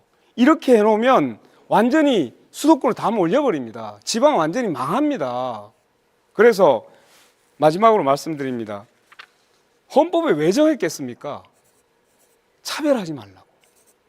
차등임금 두지 말라고. 네, 이제 답변할 시간이 없어서 죄송합니다. 이준석 후보 수도권 토론 시작하시죠. 예, 방금 전에 권영국 후보님께서 말씀하신 부분에 대해서는 결국 저희가 공약한 것은 최저임금을 그리고 법인세를 지방에서 지자체와 지방의회가 정하도록 하자라는 것인데 방금 권영국 후보님 말씀하신 것처럼 유출이 우려된다. 그러면은 그에 맞게 조정하면 되는 일입니다. 자율권을 주는 일이기 때문에 강제하는 것이 아니다. 이렇게 말씀드립니다. 자, 우선 양곡관리법에 대해서 한번 여쭤보고 싶은데요. 이재명 후보님. 네. 양곡관리법을 개정하자는 이야기가 있었고 거기에 대해 거부권이 행사되었습니다. 집권하시면 다시 추진하실 것인지 궁금하고요. 식량안보 차원이라 보기에는 양곡관리법이 지금 돈이 많이 드는 이유가 과잉 생산되는 지금 쌀을 처리하는데 돈이 많이 드는 거거든요. 그러면은 도대체 과잉 생산되는 쌀을 왜 더 생산하도록 유도해야 되는 것인지 말씀 부탁드립니다. 우리 이준석 후보께서 이제 한쪽만 보고 계신 거예요. 양쪽을 다 보면 좋겠습니다. 쌀값을 일정 가격 유지하는 게 장기적으로 전략 산업인 주식, 우리나라의 곡물 자급도를 올리는 길이겠죠. 그런데 가끔씩 과잉 생산되는 경우가 있어요. 그럴 경우는 정부가 사서 양곡 가격을 관리해 주자. 대신에 여기 추가로 경작 면적을 조정하기 위해서 대체작물 지원 제도를 도입하자. 이 두 가지를 동시에 도입하면 정부가 쌀 사지 않기 위해서 대체작물 지원을 예측해서 충분히 하면 관리가 가능하죠. 결국 3조 원씩 더 쓰겠다는 말을 그냥 저렇게 돌려가지고 핑계를 대고 계시다 이렇게 보면 될 것 같습니다. 안 쓰려고 대체작물 제도를 도입한다니까요. 이재명 후보님께서 스테이블 코인 이런 얘기도 하셨어요. 그런데 스테이블 코인 얘기하시면서 사실 어떤 방식인지 뭐 담보형이라고 하셨는데 담보형 코인들 중에서도 제가 알기로는 미국 달러화를 기반으로 한 담보형 코인 외에 실제로 스테이블 코인이 사용되는 경우가 거의 없습니다. 실제 USDT, USDC 두 가지가 90%가량의 유통량을 담당하고 있는데요. 혹시 USDT와 USDC 어떤 부분이 차이가 있는지 알고 계십니까? 첫째로 곡물 쌀값 관리에 3조 원이 USDT, 든다. USDC 질문입니다. 잠깐만 계세요. 저 대답은 우리가 자율적으로 하는 것이죠. 그거는 무조건 토론입니다. 예. 그렇더라도 답을 들어보고 가세요. 얘기하고 다음에 할 거니까. 시간 낭비하시려고 하는 자, 3조 원을 쓴다는 얘기는 사실이 아니다. 그렇게 단정해서 그렇게 남의 정책을 호도하지 않으면 좋겠다는 것이고요. 두 번째로 원화 기반의 코인을 만든다라고 하는 것은 담보를 그 액수만큼 넣어놓고 거기에 맞게 코인을 발행하게 허용을 하겠다 이겁니다. 그러면은 안정성이 있죠. 그래서 결국에는 지급 준비를 얼마로 하겠다는지 이런 것들을 여쭤볼 수 있겠는데요. 1대1로 한다고요. 1대1이면은 그게 동작 가능한지 궁금하고요. 자, USDT, USDC 차이는 USDC 같은 경우에는 주체가 계좌 동결 등을 할 수 있기 때문에 훨씬 관리가 엄격합니다. 그런데 이번에 민주당이 추진하는 스테이블 코인 같은 경우에는 이런 자금의 불법적 유통이나 이런 것을 막기 위해서 어떤 장치를 할 것인지 이런 것도 궁금하고요. 예를 들어 USDC 이런 것들은 대북 송금 같은 걸 하더라도 그걸 전부 다 계좌를 동결할 수 있기 때문에 조금 더 안전한데 이런 스테이블 코인에 대한 구체적인 전략 없이 실제로 그냥 이야기해버리되면은 작전주 하시던 것처럼 그냥 시장을 들썩이게 하는 효과밖에 없다 이렇게 말씀드릴 수 있을 것 같습니다. 이게 코나이 같이 또 어떤 기업이 맡아가지고 이런 사업을 진행하게 될지 갈수록 궁금해지고 있습니다. 답을 좀 할까요? 아니요. 그리고 민주당이 사실 허위사실 공표 행위에 대해서 행위 부분을 삭제하겠다. 이런 말을 하면서 이런 토론 자리에서 자유롭게 좀 말하자 이런 취지로 입법을 하는 걸로 알고 있는데요.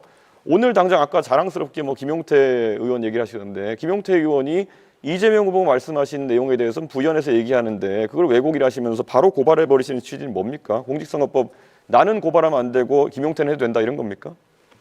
이것도 역시 하나만 알고 계셔서 그런 거예요. 낙선 목적 뭐 이런 거 하시려는 거죠? 우리가 얘기하는 것은 자신의 당선을 위해서 행위에 대해서 뭐 종교, 경력, 학력 이런 건 다 놔두고 과거에 있었던 어떤 행위에 대한 발언이 잘못되면 그걸 처벌하는 거 이거는 전 세계 찾기 어려운 제도다. 이렇게 악용이 되지 않습니까? 그러니까 낙선 목적으로 타인에 대해서 허위 사실을 막 공표하는 건 처벌해야죠. 자기가 어떤 일, 옛날에 어떤 일, 친구하고 어떤 일이 있었는데 이런 얘기가 처벌하면 되겠습니까? 예. 그렇게 악용하면 안 된다. 그 얘기예요. 예, 어쨌든 뭐 AI 투자에 대해서도 계속 100조 말씀하셨는데요. 대충 그럼 100조라는 큰 돈을 국민들한테 제시하셨으면은 얼마를 어디에 넣겠다 정도 개괄이 있을 것 같은데 분야 한번 세 가지로 나눠보시겠습니까? 세 가지로 나눌 이유는 없는 것 같고요. 나눠서 얘기해 일단은 주시죠. 내 얘기를 들어보십시오. 100조 원이라고 하는 것은 당장 100조 원을 정부 재정으로 만들겠다는 게 아니고 AI 관련 산업에서는 연구 개발도 필요하고 지원도 필요하고 투자도 필요한데 정부가 모태펀드 등을 만들어서 민간 자본을 유치해서 연차적으로 100조 원 정도를 투자하겠다 그 말이니까 그 세부적인 내역을 어디다가 투자할 거냐, 어떤 회사에 투자할 거냐, 어떤 연구에 투자할 거냐라는 것은 또 검토해 가면서 만들어가는 것이죠. 예, 알겠습니다. 세부적으로 계획도 없는데 100조 원 넣겠다는 말씀 잘 들었고요. 권영국 후보께 질문 드리겠습니다. 차별금지법은 저도 관심이 많아가지고 제가 국민의힘 대표 된 다음에 실제로 여러 토론에서도 발언한 바가 있습니다. 차별금지법도 현재 입법 제한된 것이 다양한 버전이 있는 것은 알고 계시죠? 네네. 그래서 또 용인할 수 있는 차별은 용인한다 이런 식의 완화된 버전도 있고 보편적 차별금지법도 있고 그렇습니다. 어떤 입장을 지지하시는지 간략히 먼저 짚어주시겠습니다. 저는 포괄적 차별금지법이라고 해서 여러 부분에 뭐 학력, 학벌, 고용 형태, 인종, 종교, 또 성별, 뭐 성적 지향, 성별 정체성 뭐 이런 모든 것들을 통틀어서 나이도 마찬가지고요. 예, 감사합니다. 여러 부분에 예. 그 사실 정의당에서 제가 과거에 공천 기준 같은 걸 보면은 네. 뭐 차별금지법을 얘기하지만은 전과에 대해서는 굉장히 엄격한 것 같았습니다. 그런데 보편적 차별금지법에서 그러면 전과가 있는 사람 같은 경우에는 기본권이 제약돼야 되는 것인지 아니면 그 사람에 대해서는 다르게 볼 수 있는 건지 궁금합니다. 전과에 대해서는 법적으로 제한이 있잖아요.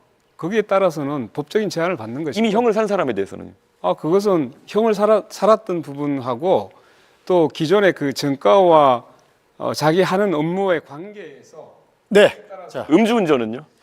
네. 자, 네 후보의 공약 검증 토론까지 모두 시간을 사용하셨습니다. 자, 마지막으로 오늘 토론회에서 미처 못다한 말씀이나 강조하고 싶은 점 있으실 텐데요. 마무리 발언 시간을 활용하면 되겠습니다. 발언 시간은 1분씩입니다. 기호 2번 국민의힘 김문수 후보부터 말씀하시죠. 예, 국민 여러분, 저는 일자리 대통령이 되겠습니다. 일자리를 많이 유치해서 우리 젊은이들이 일자리를 가지고 행복한 생활을 할 수 있도록 확실하게 노력을 하겠습니다. 저는 이 일을 해봤습니다. 이 일의 많은 실적을 가지고 있습니다. 저는 지구를 10바퀴 돌면서 외국 투자를 유치했고 외국의 많은 연구소도 유치를 했습니다. 판교, 광교 테크노밸리를 만들고 또 평택 삼성 반도체 공장을 만들었습니다. GTX도 지금 제가 만든 것입니다. 저는 서민 대통령이 되겠습니다. 어려운 서민들과 늘 함께 살며 저 자신이 서민적인 생활을 계속해오고 있습니다. 저는 깨끗한 대통령이 되겠습니다. 절대 저와 저희 공직자들이 부패하면 국민이 힘들고 나라가 망한다는 생각을 가지고 깨끗한 대통령, 유능한 대통령이 되도록 하겠습니다. 네. 기호 5번 민주노동당 권영국 후보 말씀하시죠. 네, 국민 여러분, 이번 대선은 선택이 아닙니다. 심판입니다. 헌법을 짓밟고 계엄령을 기도한 내란 세력, 노동을 배반하고 변절한 가짜노동 김문수 후보, 이제는 역사의 뒤안길로 퇴장시켜야 합니다. 광장이 압도적으로 승리해야 합니다. 내란 세력을 압도적으로 패배시켜야 합니다. 저 권영국은 노동을 배반하지 않았습니다. 평생을 현장에서 싸워온 사람입니다. 변절한 가짜 노동이 아니라 진짜 노동의 대표 정치로 여러분 앞에 섰습니다. 응원봉을 들었던 청년들, 전봉준 트랙터를 몰고 온 농민들, 깃발을 든 노동자들, 히세스 시위에 나선 여성과 성소수자, 그리고 장애인들, 그 모든 광장의 주체들이 압도적으로 승리해야 합니다. 그러기 위해서 저 권영국 광장의 이름으로 싸우겠습니다. 정권 교체를 넘어 사회 대전환으로 이루겠습니다.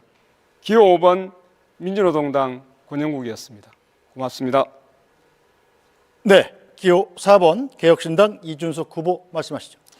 서울의 끝자락 지하철 4호선 종점 상계역에서 신혼을 시작한 어느 부부가 있었습니다. 조금이라도 사회의 중심에 다가가고자 덜 입고 덜 쓰면서 자식 교육의 모든 것을 걸었습니다.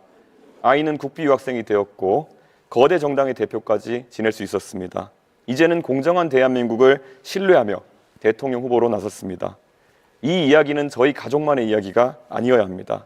오늘보다 나은 미래를 다음 세대에게 물려주고자 하는 애틋한 마음, 그것이 지금까지 대한민국을 지탱한 정신입니다.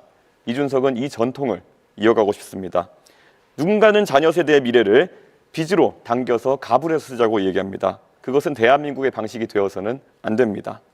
저 이준석을 대한민국의 대통령으로 만들어 주십시오. 건전한 정책으로 기회의 사다리를 지켜 다음에는 여러분의 자녀와 손주들이 이 자리에 서는 꿈을 지켜내겠습니다. 네, 기호 1번 더불어민주당 이재명 후보 말씀하시죠. 존경하는 국민 여러분, 지금이 참으로 큰 위기입니다. 얼마나 먹고 사는 일이 힘들고 팍팍합니까? 지금 내란 세력들 때문에 나라가 이렇게 위기에 빠졌습니다. 지금 대통령 선거를 앞두고 있습니다. 대통령. 크게 국민들을 통합해서 하나로 힘을 모으는 그런 우두머리겠죠. 이 대통령을 뽑는 데 있어서는 과연 그가 이 나라, 이 국민들을 힘을 합쳐서 정말 새로운 대한민국으로 만들 수 있는지를 꼭 보셔야 합니다. 유능하고 충직한 그 대리인을 뽑아야 국민이 맡긴 권력과 예산을 오로지 국민만을 위해서 제대로 쓸 것입니다. 주어진 권력을 사적 이익을 위해서 남용하는 그런 정치 집단에게 다시 또 대한민국 운명을 맡길 수는 없는 것 아닙니까? 이번 선거는 심판 선거가 맞습니다. 유능한 그리고 준비된 대통령 후보 저 이재명에게 기회를 주시면 새로운 대한민국을 만들어서 보답드리겠습니다. 네, 여러분은 어떻게 보셨습니까? 오늘 이 시간 유권자 여러분의 선택에 도움이 되셨기를 바랍니다. 오늘 열띤 토론을 벌여주신 네 후보 수고 많으셨습니다. 또 함께해 주신 시청자 여러분께도 감사드립니다. 제21대 대통령 선거를 앞두고 중앙선거방송 토론위원회가 주관하는 후보자 토론회는 앞으로 3차례 더 개최합니다. 내일 저녁 10시에는 오늘 4분을 제외한 후보들이 참석하는 후보자 토론회가 열리고요. 오늘 나온 후보들은 5월 23일에는 사회 분야, 또 5월 27일 정치 분야를 주제로 저녁 8시에 유권자 여러분을 찾아뵙니다. 남은 후보자 토론회도 많은 관심과 시청 부탁드립니다. 중앙선거방송 토론위원회가 주관하는 제21대 대통령 선거 후보자 토론회 그 첫 번째 순서 여기서 마칩니다. 여러분 고맙습니다.